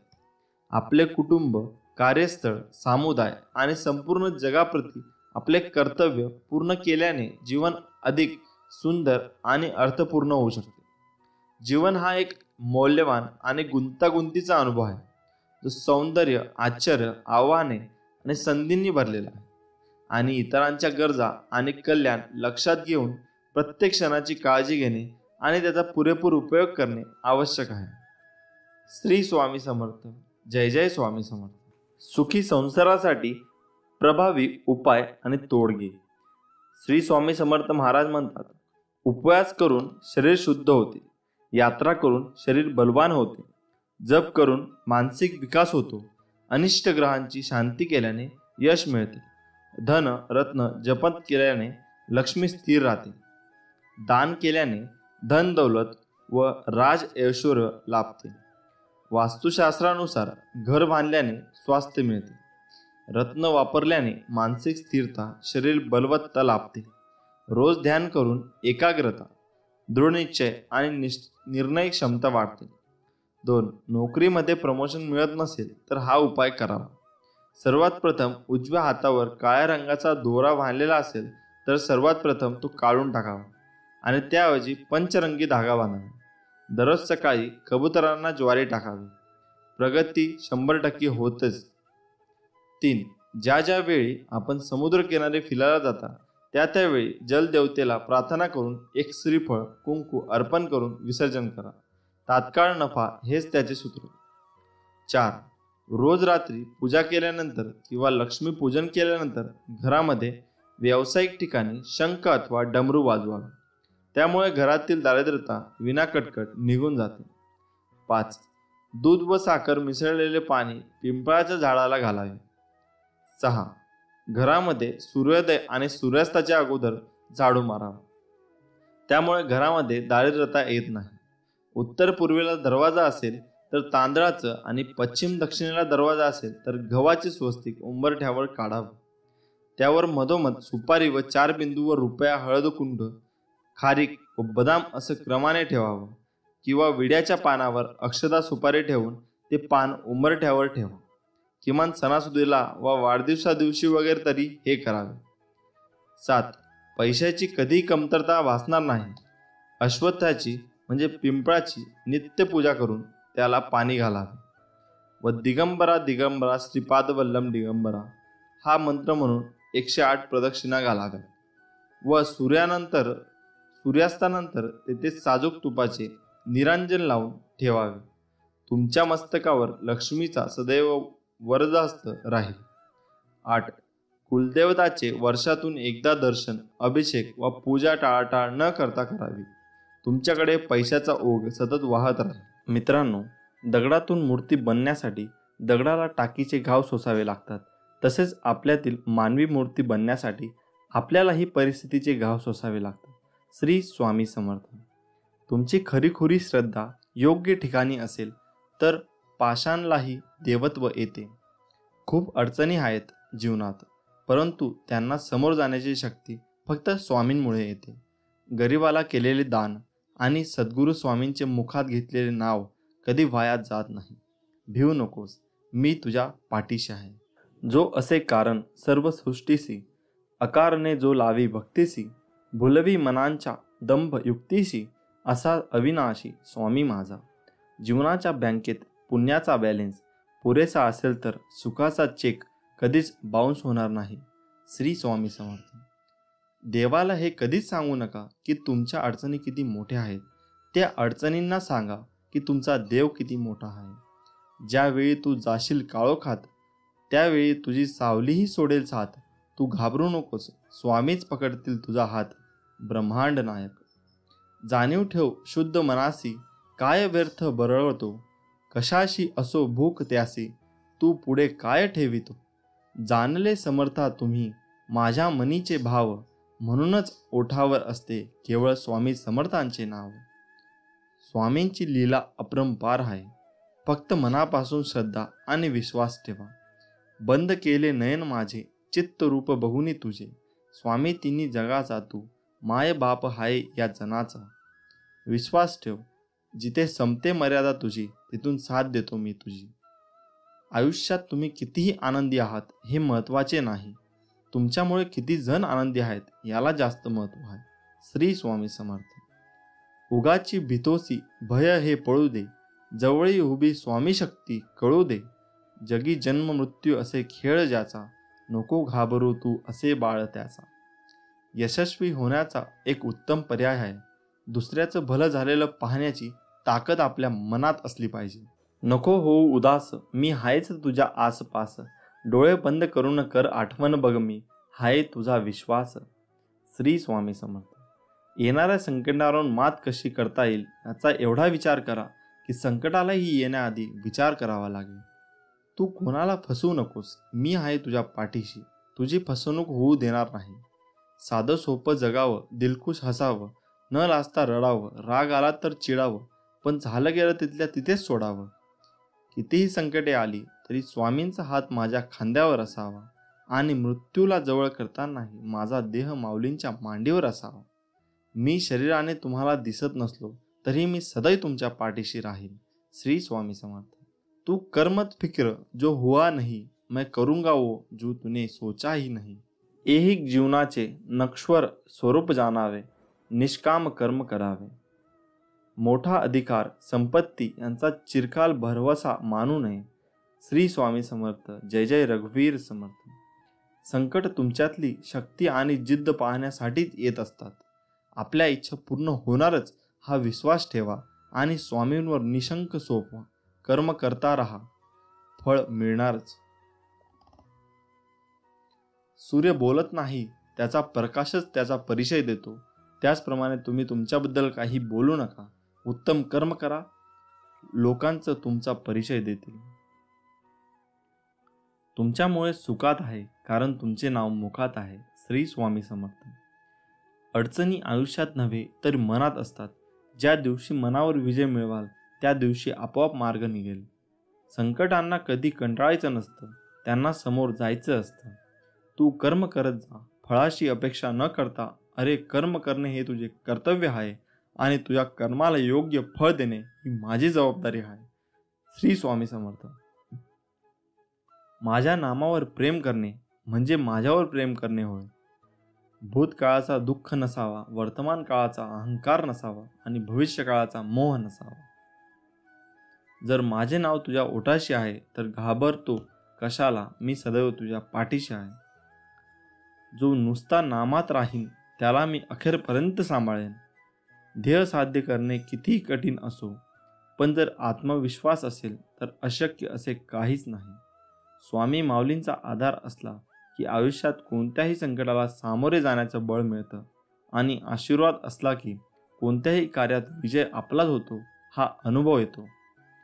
जिद्द आणि स्वामींवरील भक्ती अशी ठेवायची की नशिबात नसलेल्या गोष्टी सुद्धा मिळाल्या पाहिजेत. ओगाची भितोसी भय हे पळू दे, जवळही उभी स्वामी शक्ती कळू दे. जगी जन्म मृत्यू असे खेळ ज्याचा, नको घाबरूस तू अरे बाळ त्याचा. शुद्ध अंतकरण ठेवून नाम घेतले तर भगवंताच्या कृपेचा अनुभव येईल. नामानेच अंतरंग शुद्ध बनते. मनामध्ये श्रद्धा आणि विश्वास असेल तर कोणतीही गोष्ट अशक्य नाही. जी झुंज तू खेळतो आहेस मनाशी, त्यात तुला मार्ग दाखवत असणार मी. भिवू नकोस, मी तुझ्या पाठीशी आहे. ध्येय साध्य करणे कितीही कठीण असो, पण जर आत्मविश्वास असेल अशक्य असे काहीच नाही. प्राण गेला तरीही दुसऱ्या जीवाची हिंसा करू नये. कोणी नाव ठेवली तर थांबायचं नसतं, आपण आपलं चांगलं काम करायचं असतं. तुझ्या अंतरम्यामध्ये आहे मी, तुला हरू देणार नाही. या कलियुगात तुला एकटे होऊ देणार नाही. वाईट वेळेत साथ सोडलेल्या लोकांकडे लक्ष देऊ नका, पण ज्याने वाईट वेळेत साथ देऊन चांगली वेळ आणून दिली त्यांचे मोल कधी विसरू नका. फक्त स्वतःचा विचार करणारे लोक फार थोड्या काळासाठी प्रगती करतात, पण जे सगळ्यांचा विचार करतात त्यांची प्रगती कायम होत राहते. सुख इतकेच द्या जेणेकरून अहंकार येणार नाही, आणि दुःख इतकेच द्या की देवावरील आस्था ओढू नये. जी झुंज तू खेळत आहेस मनाशी, त्यात तुला मार्ग दाखवणार राहणार आहे मी. भिवू नकोस, मी तुझ्या पाठीशी आहे. असं म्हणतात की काळजी करणारी माणसं मिळायला भाग्य लागतं, पण अशी माणसं आपल्याला मिळाली आहेत हे समजायला जास्त भाग्य लागतं. उपवास हा नेहमी अन्नाचाच का करावा? कधी कधी वाईट विचारांचाही करावा. कधीतरी उपवास अहंकाराचा करावा. कधी उपवास मीपणाचाही करावा. कोणाचीही त्यांच्या सध्याच्या परिस्थितीवरून खिल्ली उडू नये, कारण काळ इतका समर्थशाली आहे की तो एक सामान्य कोळशालाही हळूहळू हिरा बनवतो. आयुष्यात स्वामी आले, मन स्वामीमय झाले. मनाची भीती गेली, मन निशंक झाले. श्री स्वामी समर्थ. जय जय स्वामी समर्थ. श्री स्वामी समर्थ. परब्रह्म स्वामी महाराजांची सेवा कशी करावी? अक्कलकोट निवासी ब्रह्मांड नायक श्री स्वामी समर्थ महाराजांची सेवा लाखो भाविक करतात, परंतु अजूनही असंख्य भाविकांना स्वामीची सेवा कशी करावी किंवा स्वामींची पूजा कशी करावी याबद्दल माहिती नाही. तर काही जणांना स्वामी महाराजांच्या सेवेविषयी अनेक गैरसमज काही लोकांमुळे निर्माण झाले आहेत. या सर्वांचा विचार करून त्या दिवशी पुढील विवेचन आहे. स्वामींची पूजा ही आपल्या घरी स्वामींचे अधिष्ठान ठेवून करत असताना आपण स्वामी महाराजांच्या प्रतिमा मूर्तीची स्थापना करू शकतो. स्वामींची मूर्ती अथवा प्रतिमा यापैकी जी आपल्याला शक्य होईल त्यानुसार त्यांची स्थापना आपल्या घरी करावी. यात कुठलाही भेद नाही. बरेच लोक सांगतात की स्वामींची मूर्ती घरात ठेवू नये, कारण त्यावर रोज अभिषेक करावा लागतो. दर गुरुवारी षोडशोपचार पूजा करावी लागते. रोज नैवेद्य आरती करावी लागते, इत्यादी इत्यादी. पण हा केवळ गैरसमज आहे, बाकी काही नाही. स्वामी महाराज हे भक्तवत्सल आणि भक्ताभिमानी आहेत. आपल्या भक्तांनी केलेली तोडकी मोडकी पूजाही ते अतिप्रेमाने स्वीकारतात. गजेंद्रांनी आर्ततेने अर्पण केलेल्या केवळ एका कमलपुष्पाने धावून येणारा आणि कोट्यावधी भक्तांचे केवळ नामस्मराने कल्याण करणारा पूर्ण परब्रह्म अपुऱ्या पूजेअभावी आपल्यावर रागवेल, ही भावना चुकीची आहे. तेव्हा स्वामी महाराज रागावतील ही भीती स्वामी भक्तांनी मनातून काढून टाकावी. जशी जमेल तशी स्वामी पूजा, भक्ती व सेवा करावी. दुसरी बाब म्हणजे स्वामींची प्रतिमा घरी ठेवावी, तर ती कशी व कोणती ठेवावी? कारण स्वामींच्या मूर्तीपेक्षाही थोडेसे जास्तच गैरसमज स्वामींच्या प्रतिमेबद्दल निर्माण झाले आहेत. तेव्हा आपण आता ते गैरसमज व त्यांची सत्यता तपासून पाहू. अनंत कोटी ब्रह्मांड नायक राजाधिराज योगीराज अक्कलकोट निवासी परब्रह्म भगवान श्री स्वामी समर्थ महाराज यांच्या पूजेच्या प्रतिमेच्या बाबतीत असलेले काही निरर्थक गैरसमज व त्यावर खुलासा. 1. स्वामींची प्रतिमा फक्त राजयोगात असणारी पाहिजे, हातात ब्रह्मांड असलेली नको. स्वामींची वटवृक्षाखाली बसलेली प्रतिमा नको. स्वामींची मागे गाय उभी असलेली प्रतिमा नको. स्वामी महाराज उभे असलेली प्रतिमा नको. कारण काय तर वरील प्रतिमा या संन्यासी लोकांच्या पूजेसाठी असतात. सांसारिक अथवा प्रापंचिक लोकांनी यांचे पूजन करू नये. हे सर्व गैरसमज योग्य आणि सत्य आहेत का? तर मुळीच नाही. वरील सर्व गैरसमज हे धादांत खोटे व निरर्थक आहेत. कारण ज्या स्वामींना आपण ब्रह्मांड नायक म्हणतो त्यांचा ब्रह्मांड नायक स्वरूपातील हातात ब्रह्मांड घेतलेला फोटो ठेवायला नाही म्हणजे त्याच परब्रह्म स्वरूप व ब्रह्मांड नायकत्वाचं अवमान्य करण्यासारखं आहे. तसेच जे स्वामी अक्कलकोटामध्ये आहे 22 वर्ष फक्त आणि फक्त वटवृक्षाखालीच बसले त्यांचा त्या स्वरूपातील फोटो ठेवायला मज्जाव करणे. आपल्या धर्मात जिला गोमाता मानले जाते तिची पूजा सर्वत्र मांगल्य निर्माण करते असे म्हणतात. जिच्या 33 कोटी देवता विराजमान आहेत अशी श्रद्धा आहे. जिचे मूत्र आणि विष्ठा ही पवित्र मानले जाते. किंबहुना त्याशिवाय कुठलेही मंगल कार्य संपन्न होत नाही. सर्वात महत्त्वपूर्ण म्हणजे स्वामींनी अक्कलकोटमधील आपल्या वास्तव्य काळात ज्या भागीरथी गाईला क्षणभरही अंथरून दिले नाही, तिच्या मृत्यूनंतर तिची एखाद्या तपस्वी योग्याप्रमाणे उत्सव करून समाधी बांधली, तिच्याच सोबत स्वामींचा फोटो ठेवायला मनाई करणे. जे परब्रह्म आहेत, भक्तवत्सल्य भक्ताभिमानी आहेत आणि भक्तांच्या पाठी सदैव उभे आहेत, त्यांचाच उभा असलेला फोटो पूजन करू नये असे म्हणणे किंवा वरील सर्व प्रकारच्या प्रतिमांचे पूजन करू नये असे म्हणणे हा स्वामींचा परब्रह्मतत्वाचा घोर अपमान आणि अक्षम्य अपराध आहे. हा अपराध कोट्यावधी ब्रह्महत्यापेक्षाही मोठा आहे. स्वामींच्या लीला काळात श्री बाळाप्पा महाराजांपासून ते श्री आनंदनाथ महाराजांपर्यंत सर्व स्वामी भक्त वटवृक्षाखालील हातात ब्रह्मांड घेतलेलाच फोटो पूजत असतात. ज्यापैकी संन्यासी कमी आणि सांसारिक जास्त आहेत, पण त्याच कधीच काही अहित झालं नाही. तर मग त्यांचे कल्याण करून त्यांना स्वस्वरूपात सामावून घेणारे स्वामी अशा प्रतिमेचे पूजन आमचे काही अहित करतील असा विचार मनात आणणेही सुद्धा स्वामींचे घोर प्रतारणा ठरेल. असो, तेव्हा अशा गैरसमजांना बळी न पडता स्वामी भक्तांनी या बाबीकडे दुर्लक्ष करून जशी जमेल तशी स्वामींची यथेच्छ सेवा करून आपले कल्याण करून घ्यावे ही नम्र विनंती. आणि हो, त्यासोबत हे देखील आहे का, त्रुटीचे अनेक चमत्कारिक उपाय ज्योतिषशास्त्रात सांगण्यात आले आहेत. हे उपाय केल्यास सर्व प्रकारच्या आर्थिक समस्यांवर मात करण्यास मदत होते. एवढेच नाही तर आरोग्याशी संबंधित समस्यांचे निदान करण्यातही त्रुटी गुणकारी आहे. घरातील वास्तुदोष, कर्जमुक्ती, धनलाभ आणि घरात असलेली नकारात्मक ऊर्जा दूर होण्यास मदत होते. ज्योतिषशास्त्रानुसार त्रुटीने केलेले अनेक उपाय फायदेशीर ठरतात. 1. ज्योतिषशास्त्रानुसार तुरटीचा तुकडा तिजोरीत ठेवून तुरटीच्या पाण्याने आंघोळ केल्याने आर्थिक स्थिती मजबूत होते. याशिवाय तुरटी काळ्या कपड्यात बांधून घराच्या किंवा दुकानाच्या मुख्य प्रवेशद्वारावर लटकावे. येथे केल्याने घरात आणि दुकानात नकारात्मकता राहत नाही, तसेच व्यवसायात प्रगती होईल. कर्जमुक्तीसाठी सुपारीच्या पानांवर तुरटी आणि सिंदूर लावा आणि पानाला धाग्याने बांधा. त्यानंतर बुधवारी सकाळी पिंपळाच्या झाडाच्या मुळाशी बांधावे. असे केल्याने लवकरच कर्जमुक्ती होईल. हा उपाय सलग 3 बुधवार करा. 3. असे मानले जाते की तुरटी नकारात्मक ऊर्जा दूर करण्यास मदत करते. घरातील बाथरूममध्ये एका भांड्यात तुरटी ठेवा आणि बाथरूममध्ये अशा ठिकाणी ठेवा जिथे कोणी पाहू शकणार नाही.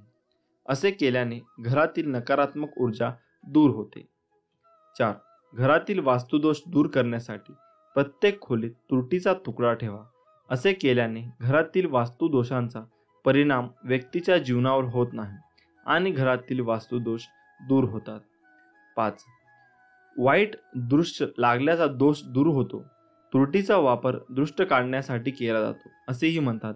यासाठी तुरटीचा तुकडा ज्या व्यक्ती दृष्ट काढायची आहे त्याच्यावर 7 वेळा फिरवा आणि नंतर तो जाळून टाका.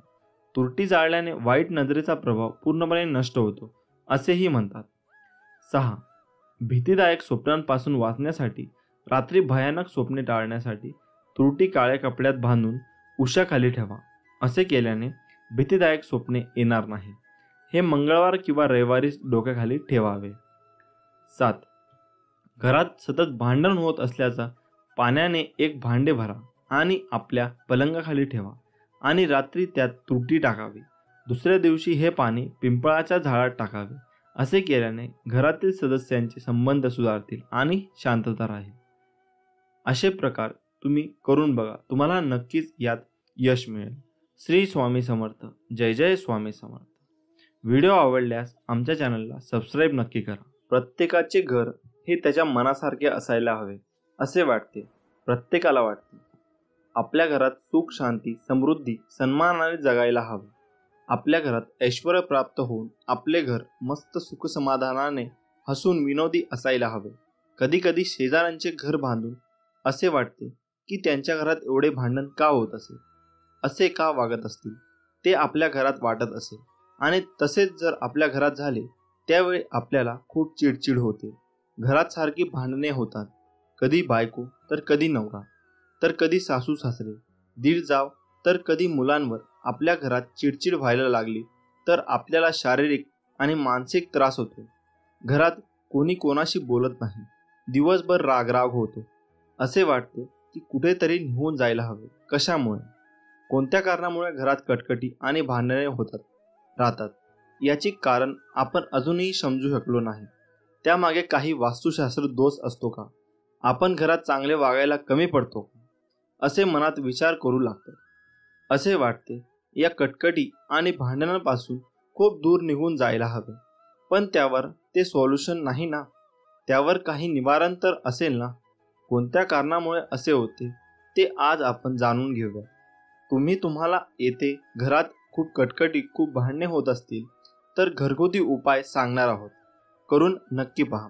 स्वामी समर्थ सर्व ठीक करतील ही भावना मनामध्ये ठेवा. घरात भांडणे होत असेल तर ते कसे थांबावे? हो, जर घरात भांडण होत असेल तर तुम्ही त्यावर शांत चित्ताने विचार करावा की नेमके कोणत्या कारणाने भांडण होत आहे. आणि भांडण होत असेल अशा वेळी तुम्ही समोरच्यालाही समजावे की तू का चुकतोय, कोणत्या कारणामुळे चुकले. उगाच वाद वाढू नये. त्यांना समजावून त्यावर सोल्युशन आहे कोणताही विचार हा शांत चित्ताने करावा असे समजावे. तसेच घरात सारखे भांडण होत असेल त्यावेळी असे वाटते कुठेतरी दूर निघून जावे तर तसे करू नका. घरात वाद कधीकधी नकारात्मक ऊर्जेमुळे तसेच वास्तुदोषामुळे होतात. अशा वेळी काही तोडगे आहेत, ते आज तुम्हाला सांगणार आहोत. चला तर मग, घरात भांडणे व वाद होत असतील त्यावर कोणते तोडगे करायला हवेत. पहिला, घरात घंटानाद करावा. ज्यावेळी तुम्हाला वाटते की घरात सारखे भांडणे होतात, चिडचिड होते, अशा वेळी तुम्ही घरात जर संध्याकाळी देवाजवळ धूप दीप व घरात घंटानाद केला तर तुमच्या घरातील नकारात्मक ऊर्जा बाहेर निघून घरात सुख समृद्धी वाढेल. दुसरा, गंगाजल शिंपडावे. रोज सकाळी देवपूजा करावी. देवपूजा केल्यानंतर घरात धूप व गंगाजल शिंपडावे म्हणजे तुमच्या घरात सुख समृद्धी वाढेल. तिसरा, घरात फ्रेश वाटेल असे फोटो लावावे. हो, आता तुम्ही म्हणाल की घरातील कटकटीचा आणि फोटोंचा काय संबंध आहे बरं? तर हो, घरात जर तुम्ही देवी देवतांचे फोटो एकमेकांसमोर असेल अशा वेळी गृहकलेश होतो. तसेच घरामध्ये महाभारत रामायण युद्धाचे असे फोटो असल्यास घरात कटकटी होऊ शकतात. अशा वेळी तुम्ही ते फोटो लावू नयेत. तसेच तुम्ही घरात वाघ, चित्ता, कोल्हा, सिंह अशा प्राण्यांचे फोटो लावू नयेत. तसेच तुम्ही घरात निसर्गाचे, फुलांचे असे मन फ्रेश करणारे फोटो लावावेत. बेडरूममध्ये राधाकृष्णाचा फोटो लावावे. राधाकृष्णाची जोडी तर आपल्याला माहीतच आहे, ते अतिशय गोड आणि सुख स्वभावी होते. जर तुमच्या घरात पती पत्नीमध्ये सारखे वाद होत असतील अशा वेळी जर तुमच्या बेडरूममध्ये तुम्ही राधाकृष्णांचा फोटो लावला तर तुम्हाला सुख समाधानकारक व नवरा बायकोमध्ये प्रेम वाढून वैवाहिक जीवनात भांडणे व कटकटी नष्ट होतील. घरात नटराजाच्या मूर्ती नसावी. अनेक जणांच्या घरात नटराजाची मूर्ती असते. नटराजाची मूर्ती म्हणजे शिवचा अवतार असतो. जसा शिव तांडव करतो तसेच घरात तांडव होतात, भांडणे होतात, कटकटी होतात. अशा वेळी तुम्ही घरात नटराजची मूर्ती नसावे. चौथा, बाथरूम किंवा टॉयलेटमधल्या खिडकीत वाटीमध्ये मिठाचे खडे ठेवावे. त्याने तुमच्या घरातील नकारात्मक ऊर्जा ही बाहेर येण्यास मदत मिळेल. हे मिठाचे खडे तुम्ही दर महिन्याला अमावस्या किंवा पौर्णिमेला बदलू शकता. त्याने तुमच्या घरातील कटकटी दूर होण्यास मदत मिळेल. पाचवे, सकाळ संध्याकाळ भक्तिगीते लावावीत. जर तुम्ही सकाळी उठल्यावर तुमच्या घरात भक्तिगीते व संध्याकाळी भक्तिगीते लावली तर तुमच्या झोपेतून उठल्यावर जे अशुद्ध विचार असतात ते बाहेर निघतात. तुमच्या मनात फ्रेश वातावरण निर्माण होते आणि घरात कटकटी भांडणे होत नाही. तुमचे मन हे भक्तिगीतांवर राहते. सहावा, कापूर जाळावा. तुम्ही घरात संध्याकाळी व सकाळी कापूरदानीमध्ये कापूर जाळला तर तुमच्या घरात फ्रेश वातावरण राहील. तुमच्या घरात वास्तुदोष यामुळे जी नकारात्मक ऊर्जा असते ती बाहेर निघण्यास मदत मिळते व घरात सुख शांती समाधान राहते. तसेच आठवड्यातून एकदा गार्डनमध्ये किंवा मंदिरात किंवा बाहेर फिरायला जावे. जर बाहेर फिरायला जायला जमत नसेल तर संध्याकाळी रात्रीच्या वेळी तुम्ही 7 पावले फिरायला जावे. त्यामुळे घरातील लोकांचे मन हे चांगले होतात आणि भांडण व वाद होत नाही. तसेच घरात सगळ्यांनी मेडिटेशन करायला हवे, योग करायला हवे, म्हणजे हळूहळू तुमच्या मनातील चिडचिड ही कमी होत जाते. तसेच सगळ्यांनी सकाळी उठून ओमचा उच्चार करायला हवा. ओमचा उच्चार केल्यामुळे तुमच्या मनातील सगळी नकारात्मक ऊर्जा बाहेर पडते व ती बाहेर निघायला मदत होते. मित्रांनो, हे उपाय तुम्ही नक्कीच करून पहा, तुम्हाला खूप फरक जाणवेल. श्री स्वामी समर्थ. मित्रांनो, जीवनात शांती कोणाला नको असते. काही नोकरीमुळे, काही पैशाअभावी नाराज असतात. तुमच्या परिश्रमात कोणतीही कमतरता असू शकत नाही. मात्र काहीतरी वेगळेच अडथळा निर्माण होत असतील तर त्यांच्यावर काही उपाय करून तुम्ही सर्व समस्यांपासून मुक्त होऊ शकता. किचन हे फक्त स्वयंपाक करण्याची जागा नाही, तर तिथे अशा अनेक गोष्टी आहेत ज्यामुळे तुम्हाला आरोग्य तर मिळतेच, पण वास्तू आणि ज्योतिषशास्त्रातही त्यांचे विशेष महत्त्व आहे. लवंग ही यापैकी एक गोष्ट आहे. पूजेपासून मसाला म्हणूनही त्याचा वापर केला जातो.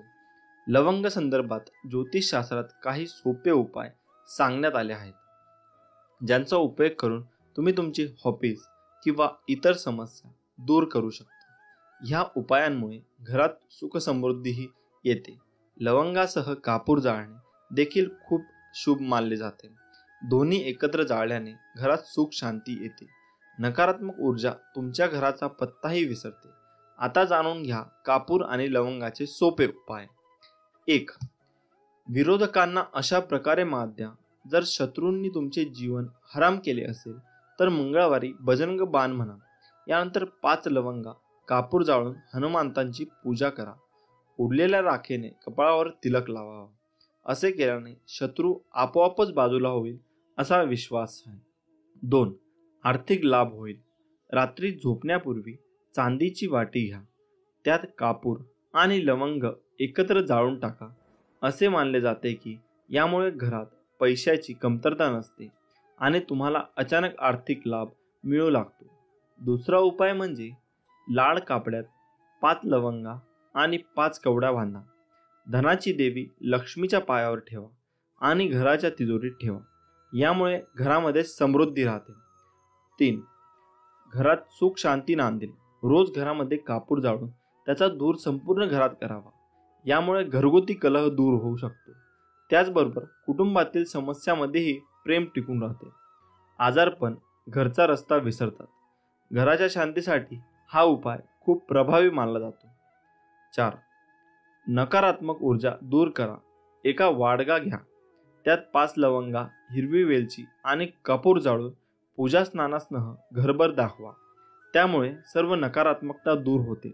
यासोबतच हवेतील विषाणूही नष्ट होतात आणि आजार होण्याची शक्यताही कमी होते. हे काम आठवड्यातून किमान 2दा करा. श्री स्वामी समर्थ. झालेली सेवा स्वामीचरणी अर्पण करून आजचा व्हिडिओ इथेच थांबवतो.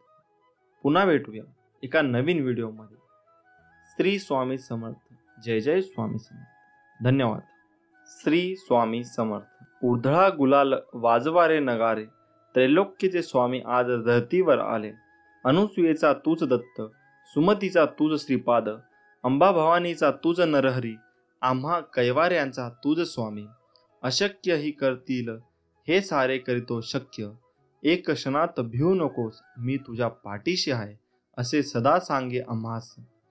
नमस्कार मित्रांनो, सर्वप्रथम तुम्हाला सर्वांना श्री स्वामी समर्थ. आज आपण या व्हिडिओच्या माध्यमातून स्वामींच्या प्रकट दिनाविषयी खरी हकीकत जाणून घेणार आहोत. चला तर मित्रांनो, जाणून घेऊया स्वामी समर्थ महाराज कधी आले, कुठून आले, ते कोण होते याबद्दल कोणालाच काही माहीत नाही. पण स्वामीसूत नावाचे त्यांचे एक अतिशय महान भक्त होऊन गेले. त्यांना स्वामी समर्थ आपला मुलगा मानायचे.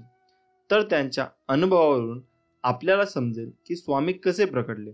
तर स्वामींच्या प्रकटण्याची हकीकत अशी, शेकडो वर्षापूर्वी एका पंजाब प्रांतात हस्तिनापूर पासून 12 कोस जवळपास 24 किलोमीटर अंतरावर छेलीखेडा नावाचा गाव होता. त्या ठिकाणी विजयसिंग नावाचा एक लहान मुलगा आपल्या भाऊ आणि भावजायाबरोबर राहायचा. तो मुलगा कोणाही बरोबर मिसळायचा नाही. तर तिथून थोड्याशा अंतरावर असणाऱ्या साधारण पडक्या अशा जागेत एक खूप मोठा वटवृक्ष होता. त्यात एक छोटीशी दिवळी होती आणि त्यात एक छोटीशी गणपतीची मूर्ती होती. तर तो विजयसिंग खूप खिशात गोट्या भरून तिथे जायचा आणि त्या गणपतीबरोबर खेळायचा. पण तो मुलगा गणपतीला आपला मित्र मानून त्याचाही डाव स्वतःवरच घेऊन खेळायचा. असेच एक दिवस जात होते आणि त्या परमात्म्याला आपल्या आविष्कार दाखवण्याची गरज वाटू लागली आणि त्याने विजयसिंगला कारण बनवून आपला आविष्कार दाखवला. तर तो दिवस होता चित्रशुद्ध द्वितीया आणि विजयसिंग रोजच्या आपल्या पद्धतीने याही दिवशी तिथे गेला गणपती बरोबर. पण आज अचानक त्याच्या मनात आले की रोज आपण खेळतोय आणि आज याने पण खेळायचे. आणि सर्व गोट्या त्या मूर्तीच्या समोर टाकल्या व ते बोलले, बाप्पा, रोज मीच तुझा डाव खेळतोय, पण तू आज नाही, आज तूच खेळायचं. बस इतकेच त्याच्या तोंडातून शब्द निघतच धरणी कंपत होऊ लागली. सर्वत्र ढग जमून अंधार होऊ लागला. वारे वेगाने वाहू लागले आणि कोणालाच काही कळेना की काय होते.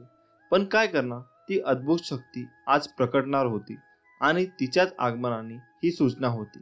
आणि ज्या ठिकाणी गणेश मूर्ती होती त्या ठिकाणी धरणी दुभंकून एक 8 वर्षाची अतिशय तेजस्वी एक बालमूर्ती पकडली. आणि ते दुसरे तिसरे कोणीही नसून प्रत्यक्ष परब्रह्म श्री स्वामी समर्थ महाराज. आणि तो विजयसिंग गोट्या खेळताना तेव्हा स्वामींकडून हरला आणि बालरूप स्वामींनी त्याला गोट्या उधार दिल्या आणि परत भेटण्याचे वचन देऊन तेथून ते गुप्त झाले. आता शंका ही उपस्थित होईल की ही गोष्ट कशी काय कळाली. पण या गोष्टीचा उलगडा आज झाला. कोकणातील हरिभाऊ स्वामीसूत हे अक्कलकोटला आले होते आपल्या ऐहिक इच्छापूर्तीसाठी. तेव्हा ते तिथे काही दिवस वास्तव्याला होते आणि एक दिवस स्वामींना त्यांना जवळ बोलावले, मांडीवर घेतले, सांगितले की आजपासून तू माझा सूत झालास. सर्व घरदार सोडून दे आणि दर्याकिनारी माझी ध्वजा उभी कर. हे ऐकून हरिभाऊंना रडू कोसळले, कारण ते इथे ऐहिक इच्छापूर्तीसाठी आले होते आणि महाराज तर सर्व सोडायला सांगत आहेत. हे पाहून त्यांना थोडं रडू कोसळलं. तेव्हा स्वामी त्यांना म्हणाले की रडतोयस काय, माझे पोट बघ किती मोठे आहे, त्यावर हात फिरून बघ. ज्यावेळी हरिभाऊंनी तसे केले त्यांना ज्ञान लागले आणि त्यामध्ये त्यांना आपले सगळे जन्म आठवू लागले.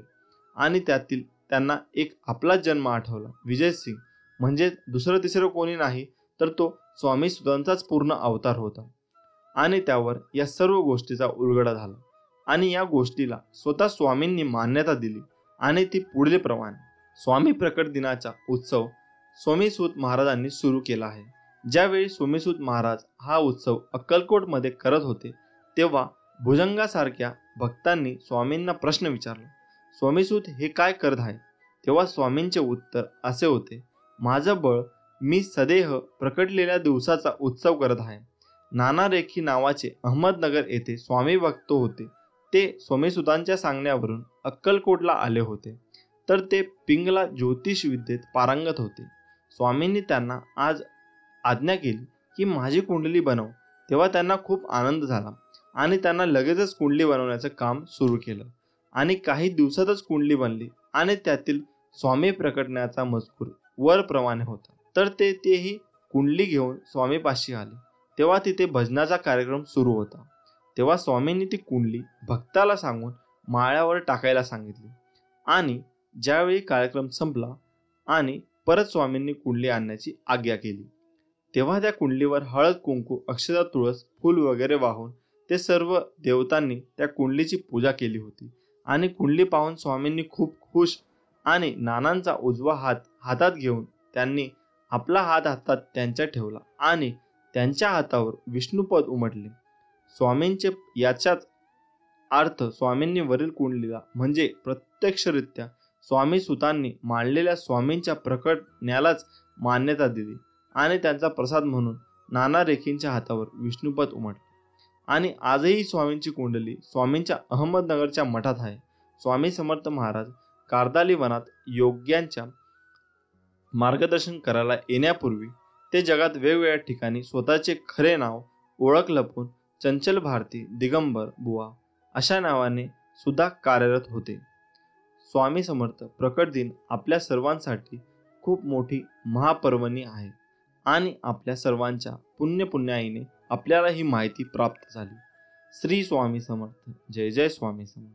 स्वामी समर्थ म्हणतात, मी सगळीकडे आहे, मी कणाकणात व्यापून आहे, मीच पावन आहे, मीच आहे जल, गगनही मीच आहे, अक्कलकोटातही मीच आहे, दोन्ही ध्रुवांवर कैलास पर्वतावर मीच आहे, मी कुठेही गेलेलो नाही आणि जाणारही नाही, मी सदैव तुमच्या पाठीशी आहे.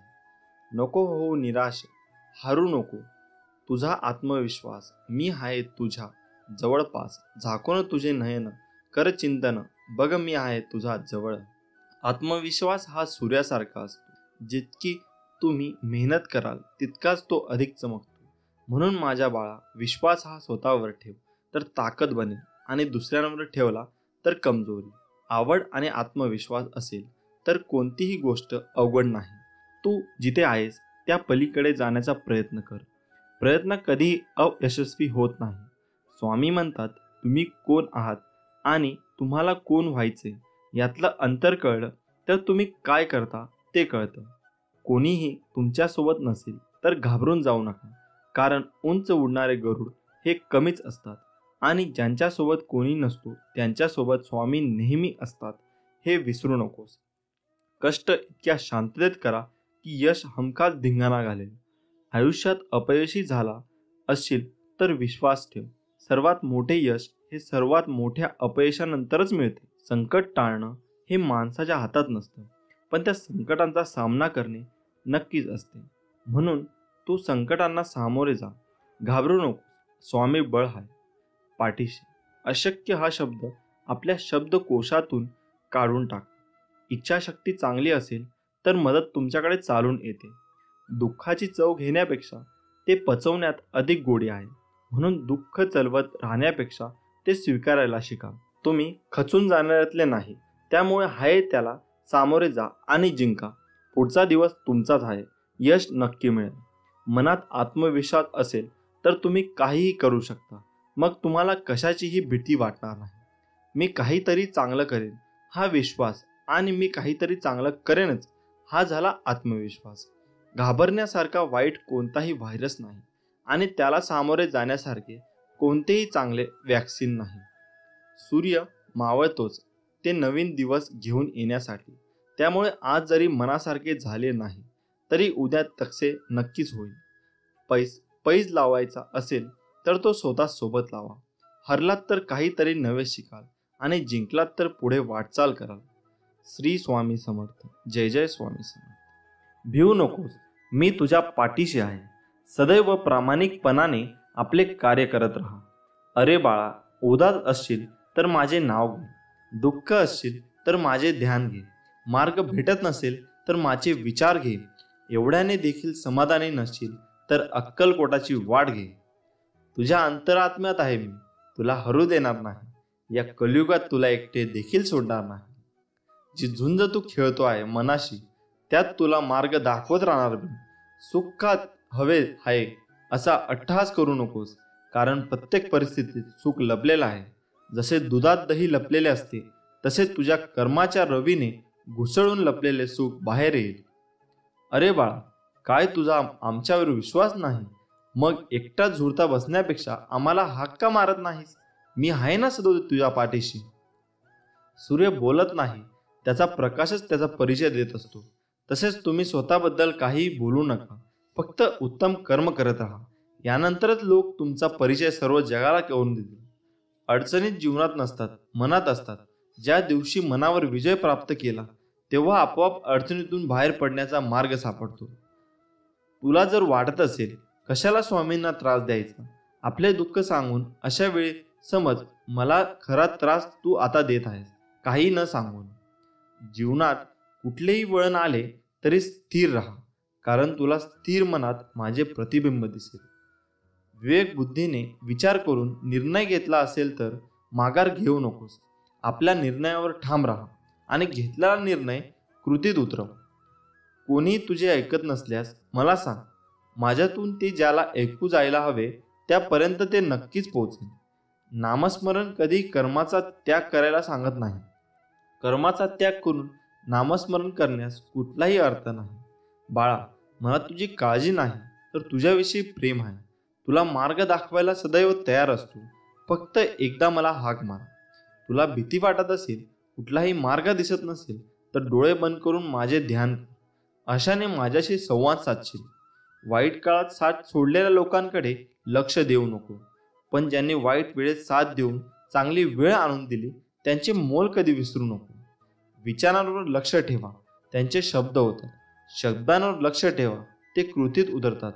कृतींवर लक्ष ठेवा, त्या कारण निमित्त बनतात. सबबींवर लक्ष ठेवा, त्यातून चरित्र बनते. चारित्र्यावर लक्ष ठेवा, त्यातून आपले भविष्य घडते. असे म्हणतात की काळजी करणारी माणसे भेटायला भाग्य लागते, आणि अशी माणसे भेटली आहे हे कळायला जास्त भाग्य लागते.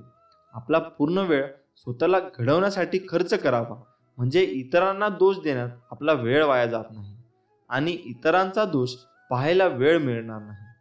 नियत कितीही चांगली असू द्या, दुनिया आपल्या देखाव्यावरून आपली किंमत ठरवत असते. आणि आपला देखावा कितीही चांगला असू द्या, परमेश्वर आपली नियत ओळखून फळ देतो. आपण आपले काम नेहमी वाहत्या पाण्यासारखे करत राहिले पाहिजे. त्यात प्रामाणिकपणा असेल तर त्या वाहत्या पाण्यामुळे जो काही वाईटचा कचरा असेल तो आपोआप किनाऱ्याला लागेल. ध्येय साधणे कितीही कठीण असो, जर मनात आत्मविश्वास असेल तर अशक्य काहीच नाही. जे कर्मच करत नाही तेच कायम नशिबाला दोष देत राहतात. त्यांच्याकडे तक्रारीचा कायम ढीग असतो. हातावरील रेषा मध्ये दडलेलं भविष्य पाहू नका.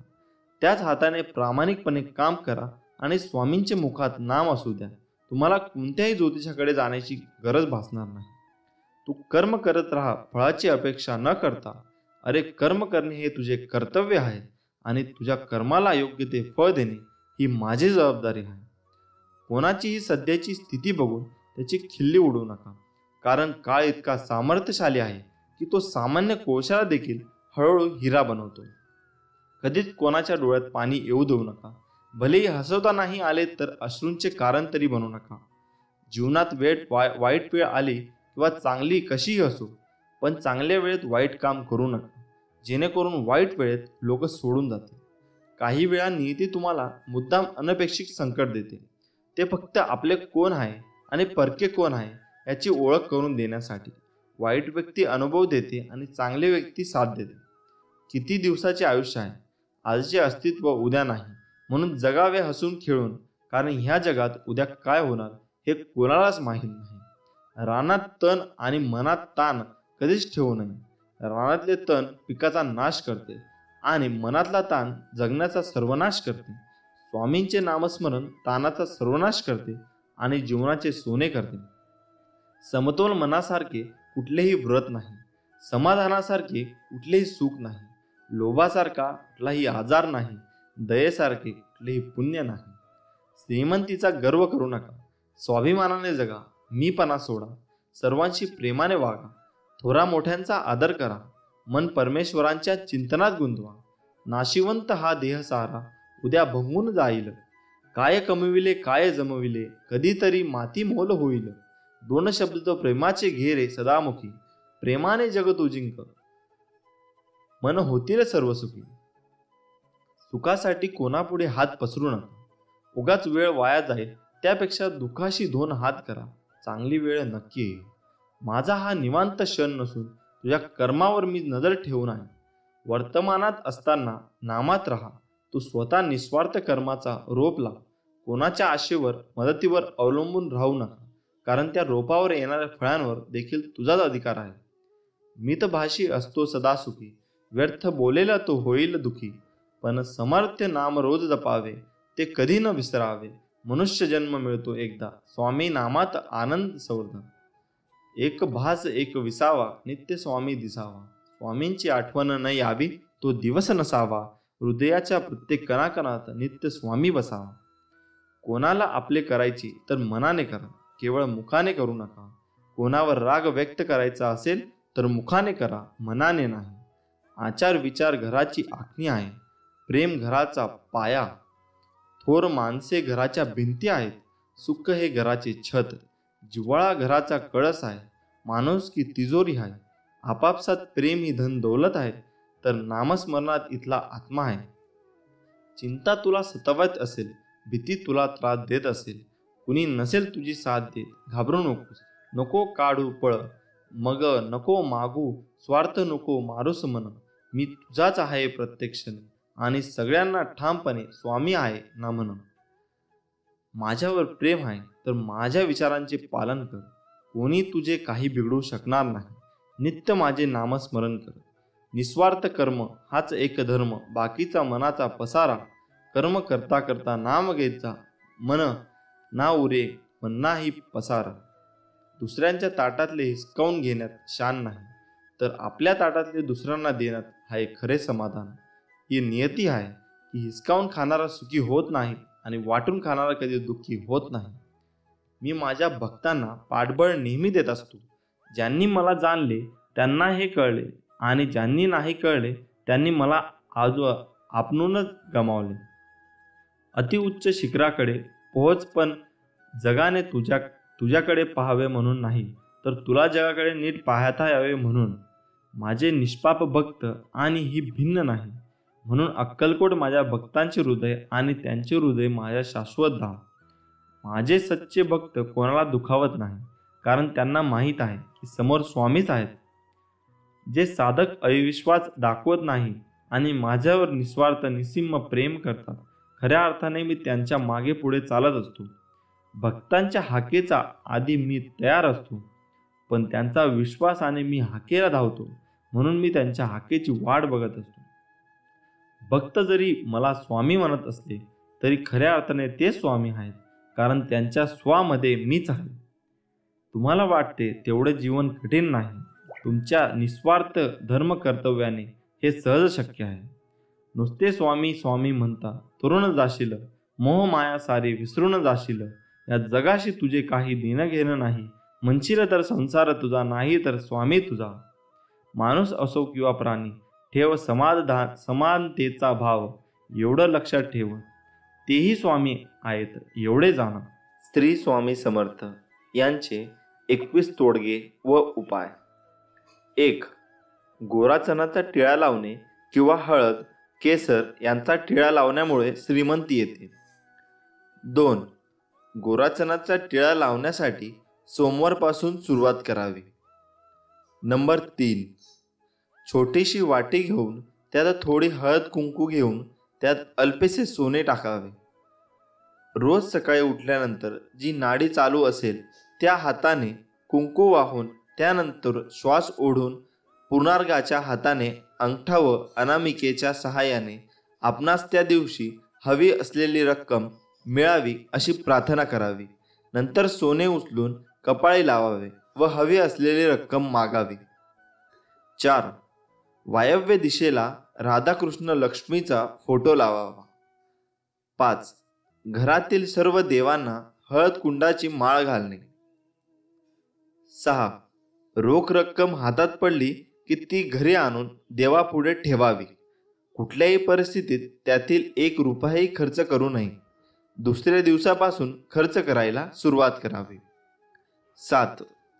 व्यापाऱ्यांनी वापरावयाच्या पैशांचा पाऊस किंवा पिशवी शक्यतो हिरव्या रंगाची वापरावी. 8.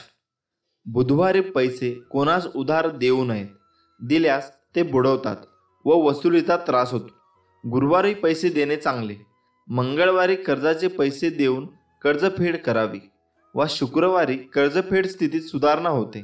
मंगळवारी पैसे कर्ज घेतल्यास ते लवकर फेटत नाही. 9. संध्याकाळनंतर दिवे लागल्यावर कोणाला पैसे देऊ नये. तसेच राहूच्या होऱ्यात पैसे देणे घेणे व्यवहार करू नये. 10. सूर्यास्ता अगोदर मोठी खरेदी करावी. सूर्यास्तानंतर मोठी खरेदी केल्यास व पैसे दिल्यास लक्ष्मी नाश पावते. 11. दिवा वा समईच्या ज्योतीचे तोंड उत्तरेकडे असल्यास लक्ष्मी प्रसन्न होते. पूर्वेकडे असल्यास सुखप्राप्ती होते. 12. आपल्या कपाळी मधल्या बोटाने गंध लावूनच नंतर देवपूजा करावी, म्हणजे ती पूजा पूर्ण होते. 13. पैशांसंबंधी कामासाठी निघताना उजवा पाय घराबाहेर टाकून निघावे. गणेशास एक लाल फूल मंदिरात वाहून समोर आलेल्या अपंग भिकाऱ्यास व वृद्ध भिकाऱ्यास पैसे देऊन त्यांचे मन संतुष्ट करावे, म्हणजे यश मिळते. 14. घरात मनी प्लांट लावू नये, पैशाची चणचण भासते. 15. श्री स्वामी समर्थ हा जप घरातल्या सर्वांनी किमान 108 वेळा म्हणावा. कोणाही एका व्यक्तीने रोज 1000 जप करावा, धनलाभ होतो. 16.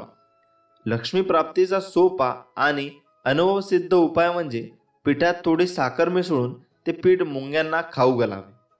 अनेकांना अनुभव आला आहे. 17. घरातून कामानिमित्त बाहेर पडताना शर्टच्या वरच्या खिशात थोडे तरी पैसे ठेवावेत. मोकळ्या खिशाने कधी घराबाहेर पडू नये. पैसा पैशाकडे जातो हे शाश्वत सत्य आहे. 18. घराच्या व दुकानाच्या दरवाजाला पायांनी स्पर्श करू नये. 19. रोज सकाळी पूजा झाल्यावर घरात शंख न विसरता फुंकावा. घरात वास्तव्यास असलेली अलक्ष्मी, लक्ष्मीची मोठी बहीण अवदसा काढता पाय घेईल आणि लक्ष्मी चिरंतर नांदेल. 20. द्रव्यप्राप्तीसाठी काही प्रभावी मंत्रांचा विनियोगही सांगितला आहे. द्रव्यप्राप्तीसाठी करून देणारा सर्वात प्रभावी मंत्र म्हणजे ओम नमो विष्णवे नमः. जेथे भगवान विष्णू तेथे महाप्रतिवता लक्ष्मी असणारच. या दृष्टीने विष्णू सहस्रनामाचा पाठही फार फलदायी. 21. जो मळकट कपडे घालतो, दात स्वच्छ घासत नाही, जास्त जेवतो, कठोर बोलतो आणि सूर्योदयी अथवा सूर्यास्तासमयी झोपतो, तो साक्षात विष्णू असला तरी लक्ष्मी त्याला सोडून निघून जाईल. हे सर्व आपल्या स्वामींनी आपल्याला सांगितले आहे, त्यामुळे हे तुम्ही पाळावे. श्री स्वामी समर्थ. जय जय स्वामी समर्थ. मित्रांनो, तुम्हालाही रोज 3 ते 5च्या दरम्यान जाग येते, मग हे अवश्य ऐका. प्रत्येक गोष्टी घडण्यामागे काही ना काही कारण असते. अकारण कोणतीही गोष्ट कधीच घडत नसते. म्हणून तर आपण म्हणतो की जे होते ते चांगल्यासाठी. परंतु या सगळ्या घटना अचानक घडतात का? तर नाही. प्रत्येक घटनेमागे काही ना काही संकेत असतात, जे आपल्याला कधी वेळेत कळतात तर कधी वेळ निघून गेल्यावर. वृद्धांच्या बोलण्यातून नकळत काही सूचना मिळतात. आपण दुर्लक्ष करतो, परंतु घटना घडून गेल्यावर आपल्याला त्या शब्दाची आठवण येते. त्याचप्रमाणे काही प्रसंग त्या क्षणी आपल्याला अडचणीत टाकणारे वाटतात, परंतु त्यामागे काहीतरी चांगलेच घडणे नियतीला अपेक्षित असते. तुमचा जर परमेश्वरावर विश्वास असेल, दृढ श्रद्धा असेल, तर या पूर्वसूचना तुम्ही ओळखू शकता किंवा संधी साधून त्यांचा वापरही करू शकता. यासाठी काही बाबतीत आपण डोळसपणे विचार केला पाहिजे. प्रत्येक घटनेमागे कारण शोधले पाहिजे, तर अनेक प्रश्नांची आपल्याला उकल होऊ शकते. जसे की रोज पहाटे 3 ते 5च्या दरम्यान जाग येणे, झोपेतून जाग येणे यात कदाचित काही विशेषही नसेलही, परंतु रोज ठराविक वेळेतच जाग येणे, तेही पहाटे, हा ईश्वरी संकेत आहे असे समजावे. पहाटे 3 ते 5 ही वेळ ब्रह्ममुहूर्त म्हणून ओळखली जाते. या वेळेत उठल्यामुळे अनेक फायदे होतात हे आपण सगळे जाणतो, परंतु अनेकांना ठरूनही या वेळी जाग येत नाही. अलार्म बंद करून ते झोपी जातात. या उलट तुम्हाला त्या वेळेत जाग येत नसेल तर तुम्ही खरोखर नशिबान आहात असे समजा. ब्रह्मदेवाने सृष्टीची निर्मिती या मुहूर्तावर केली होती, म्हणून त्या मुहूर्ताला ब्रह्ममुहूर्त तसेच ईश्वरी मुहूर्त असे म्हणतात. ही वेळ सर्वसाधारण नसून अतिशय प्रभावी असते. प्रभाव कोणावर? तर जी व्यक्ती या वेळेचा सदुपयोग करते त्यावर. या वेळेत शक्ती, बुद्धी, बल, तेज असे आरोग्याशी निगडीत जे घटक हवे ते सगळे प्राप्त होतात. या कालावधीत नभो मंडलातील ग्रहस्थिती आपल्याला प्रगती करता उत्तम असते. वातावरण शुद्ध असते, परिसर शांत असतो. त्यामुळे या कालावधीत जे काही मनाशी ठरवाल ते अवश्य प्राप्त करू शकाल असा ब्रह्ममुहूर्ताचा महिमा आहे. भगवान श्रीकृष्ण यांनी देखील भगवद्गीतेत अर्जुनाला ब्रह्ममुहूर्तावर उठण्याचे महत्त्व सांगितले आहे. आपले पूर्वज ऋषीमुनी ब्रह्ममुहूर्तावर उठून दिनचर्येची ध्यानधारणेची सुरुवात करत असतात. या उलट आपण सूर्य डोक्यावर आला तरी अंथरूण सोडत नाही. परंतु तुम्हाला जर भल्या पहाटे जाग येत नसेल तर पुन्हा झोपण्याची चूक करू नका.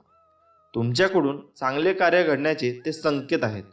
या वेळेचा सदुपयोग करा, तुम्हाला त्याचा अवश्य लाभ होईल. परंतु चांगले काही घडण्यासाठी चांगले प्रयत्नही करावे लागतील. यासाठी वेळेत झोपा आणि ब्रह्ममुहूर्तावर जाग आली की आपल्या ध्येयप्राप्ती चांगली कामगिरी करा. ध्येय निश्चित नसेल तर उत्तम आरोग्य प्राप्तीसाठी मेहनत घ्या. तन सुदृढ असेल तर मनही सुदृढ असेल. शांत आणि प्रसन्न मन तुम्हाला ध्येयाची वाट दाखवेल. स्वामी म्हणतात, तू तुझ्या कार्याला सुरुवात तर कर, भिवू नकोस, मी तुझ्या पाठीशी आहे. मित्रांनो, काही वस्तू अशा असतात त्यांच्याशी आपले भाग्य, आपले नशीब हे जोडलेले असतात आणि म्हणून अशा वस्तू या आपल्या स्वतःच्या मालकीच्या असतात. त्या वस्तू आपण इतर कोणाशीही शेअर करू नका, इतर कुणालाही देऊ नका. मग तो आपला चांगला मित्र असू द्या, चांगली मैत्रीण असू द्या, आपला जवळचा एखादा पाहुणा किंवा नातेवाईक असू द्या, कोणालाही वस्तू शेअर करू नका. या वस्तू वाटून घेतल्याने, या वस्तू दुसऱ्याला दिल्याने आपण आपलं नशीब, आपले भाग्य आहे दुसऱ्याला देत असतो आणि त्याचा परिणाम म्हणून आपले नशीब मग आपल्याला साथ देत नाही. आपल्या घरामध्ये गरिबी येते, दारिद्र्य येते आणि मग आपण म्हणतो की महालक्ष्मीचा आशीर्वाद आम्हाला मिळत नाही. या वस्तू कोणत्या आहेत ते आज आपण जाणून घेणार आहोत. त्यातील पहिली वस्तू आहे ती महिला वर्गाशी संबंधित आहे. महिला वर्गाने त्यांच्या पायातले जोडवे हे कधीही कुणालाही देऊ नयेत. याचे कारण असे आहे की हे पायातले जोडवे हे सौभाग्याचं लेणं मानलं जाते. महिलांशी संबंधित विवाहित महिला हे त्यांच्या अशा काही वस्तू असतात, असं काही जोडवे झाले किंवा मंगळसूत्र असतील तर या वस्तू विवाहित स्त्रियांनी कधीही कोणाशी शेअर करू नये. ती तुमची जवळची मैत्रीण असल्यास किंवा मग तुमचा एखादा पाहुणा असू देत किंवा जवळचे नातेवाईक असले तरी या वस्तू शेअर केल्याने, दुसऱ्याला दिल्याने तुमच्यामधील आणि तुमच्या पती पत्नीमधील प्रेमाचे दुरावा निर्माण होतो, प्रेम कमी होते आणि मग काही घटना अगदी घटस्फोटापर्यंत जातात. आणि ज्या ठिकाणी पती पत्नीमध्ये प्रेम नसतं अशा घरामध्ये सतत वादविवाद होत राहतात आणि मग ज्या ठिकाणी वादविवाद असतात तिथे शांती नसते. अशा ठिकाणी माता लक्ष्मी राहणं पसंत करत नाही, त्यांच्या घरातून कधीच निघून गेलेले असते. दुसरीची गोष्ट आहे ती म्हणजे अत्यंत महत्त्वाचे आहे की आपल्या घरात लहान लहान मुलं असतील तर बऱ्याचदा असे होते की आपण आपल्या मुलांनी वापरलेले कपडे किंवा जुने असलेले कपडे की जे त्यांना आता फिट बसत नाहीत किंवा त्यांना आता होत नाहीत असे कपडेही दान म्हणून गरिबांना दिले जातात. पण लक्षात घ्या की आपलं मूल जोपर्यंत 9 वर्षाचे किंवा 11 वर्षाचे होत नाही तोपर्यंत त्याचे कपडे कोणालाही दान म्हणून देऊ नका. कारण आपल्या मनामध्ये परोपकाराची भावना नक्की असेल की गरिबांना थोडीफार मदत होईल. जर आपल्याला मदत करायची असेल तर आपण या गरिबांसाठी नवीन कपडे घेऊन द्या, काही हरकत नाही. मात्र ज्यावेळी तुम्ही तुमच्या मूल 9 किंवा 11 वर्षापर्यंतचं ज्या मुलाचे कपडे त्यांना दिले तर त्यांचा थेट परिणाम हा तुमच्या मुलाच्या भाग्यावर होत असतो, त्याच्या नशिबावर होत असतो. तुम्ही पाहिले असेल की ज्यावेळी तुम्ही अशा प्रकारे कपडे दान म्हणून देतात, काही दिवसातच तुमचे मूल आजारी पडतात, तुमचे मुले किरकिर करू लागतात, ते नीट राहत नाही. आणि याचं कारण तेच आहे. म्हणून आपल्या मुलाला भाग्याचा खेळ करू नका. तुमच्यासोबतही असे काही घडले असेल तर कमेंट करून नक्की सांगा तुमचे अनुभव. पुढची गोष्ट आहे ती म्हणजे तुम्ही दुसऱ्याला कपडे दान करताना ते कधी तुम्ही 11 वर्षे मोठी मुलं झाल्यावर त्यांच्याविषयी आपण बोलतो असे कपडे दान म्हणून देतात, तेव्हा ते कपडे साफ करून स्वच्छ करून धुवून घालायला हवेत. पडलेले फाटलेले कपडे दान म्हणून देऊ नका. या वस्तू पण कधीही कोणालाही दान म्हणून देऊ नयेत. जुन्या चपला सुद्धा देऊ नयेत.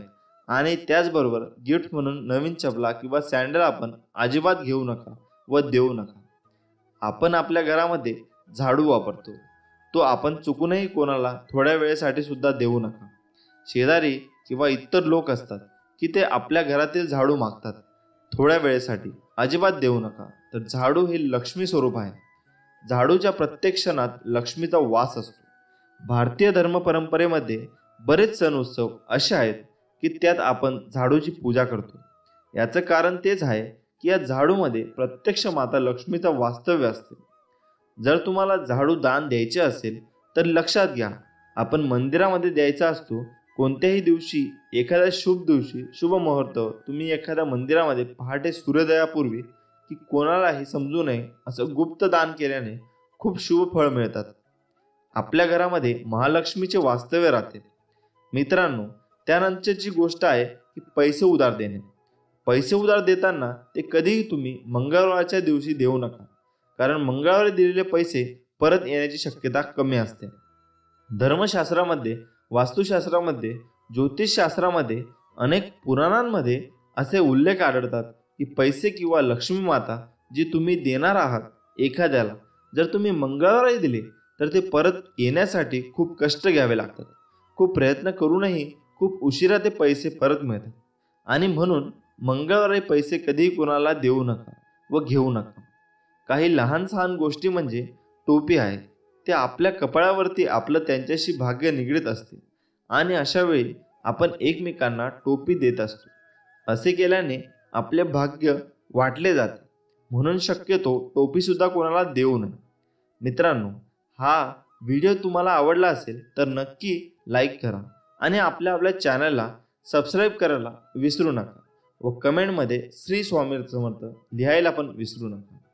श्री स्वामी समर्थ. जय जय स्वामी समर्थ.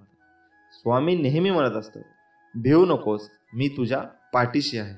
आणि मित्रांनो, आपल्या घरी पैसे येण्यासाठी करा मिठाचा फक्त हा एक उपाय.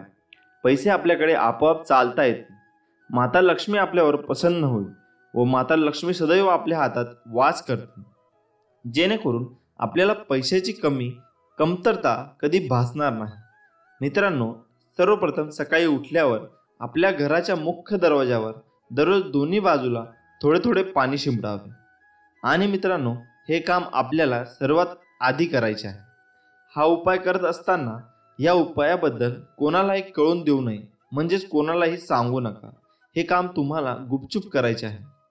तर हा उपाय आहे असा की मित्रांनो, घरातील फरशी पुरत असताना जी बादली किंवा जे भांडे घेतात त्यात पाणी घेतल्यानंतर त्या पाण्यात आपल्याला थोडेसे मीठ टाकायचे आहे.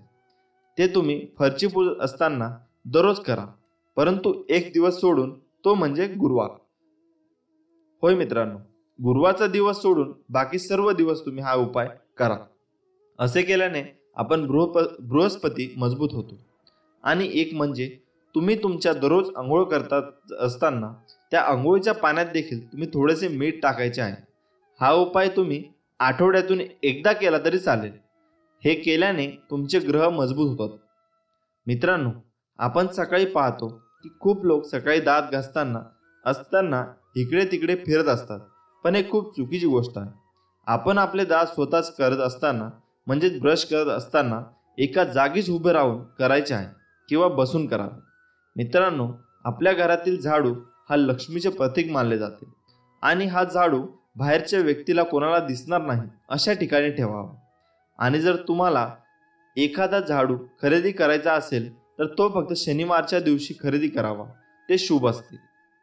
मित्रांनो, जर तुमच्या घरासमोर एखादी गाय आली असेल तर तिला एखादी चपाती किंवा भाकरी जे पण केली असेल घरात ती नक्की खायला घाला. त्यामुळे तुम्हाला पुण्य नक्कीच लाभेल. जर तुम्हाला घरात नेहमी भांडण होत असतील किंवा काही वाद होत असतील तर तुम्ही पौर्णिमेच्या दिवशी घरात गोडाची खीर करावी व त्याचा नैवेद्य घरात देवाला दाखवावा व ती खीर घरात सर्वांना खायला द्यावी. त्यामुळे घरातील सर्वांचे वाद मिटतील व घरात पुन्हा नात्यामध्ये गोडवा निर्माण होईल. मित्रांनो, सकाळी उठल्या उठल्या सर्वप्रथम न चुकता सूर्यदेवतेला नमस्कार करावा व दारासमोर एक स्वस्तिक देखील नक्की काढावे. मित्रांनो, हे सगळे उपाय तुमच्या दररोजच्या जीवनात आचरणात आणा आणि तुम्हाला नक्की फरक जाणवेल. तुमच्यावरती नक्की लक्ष्मी माता प्रसन्न होईल व आपल्याला पैशाची कमी कधी भासणार नाही. व श्री स्वामी समर्थ आपल्या पाठीमागे नक्कीच आहे, कारण ते म्हणतात, भिवू नकोस, मी तुझ्या पाठीशी आहे. श्री स्वामी समर्थ. जय जय स्वामी समर्थ.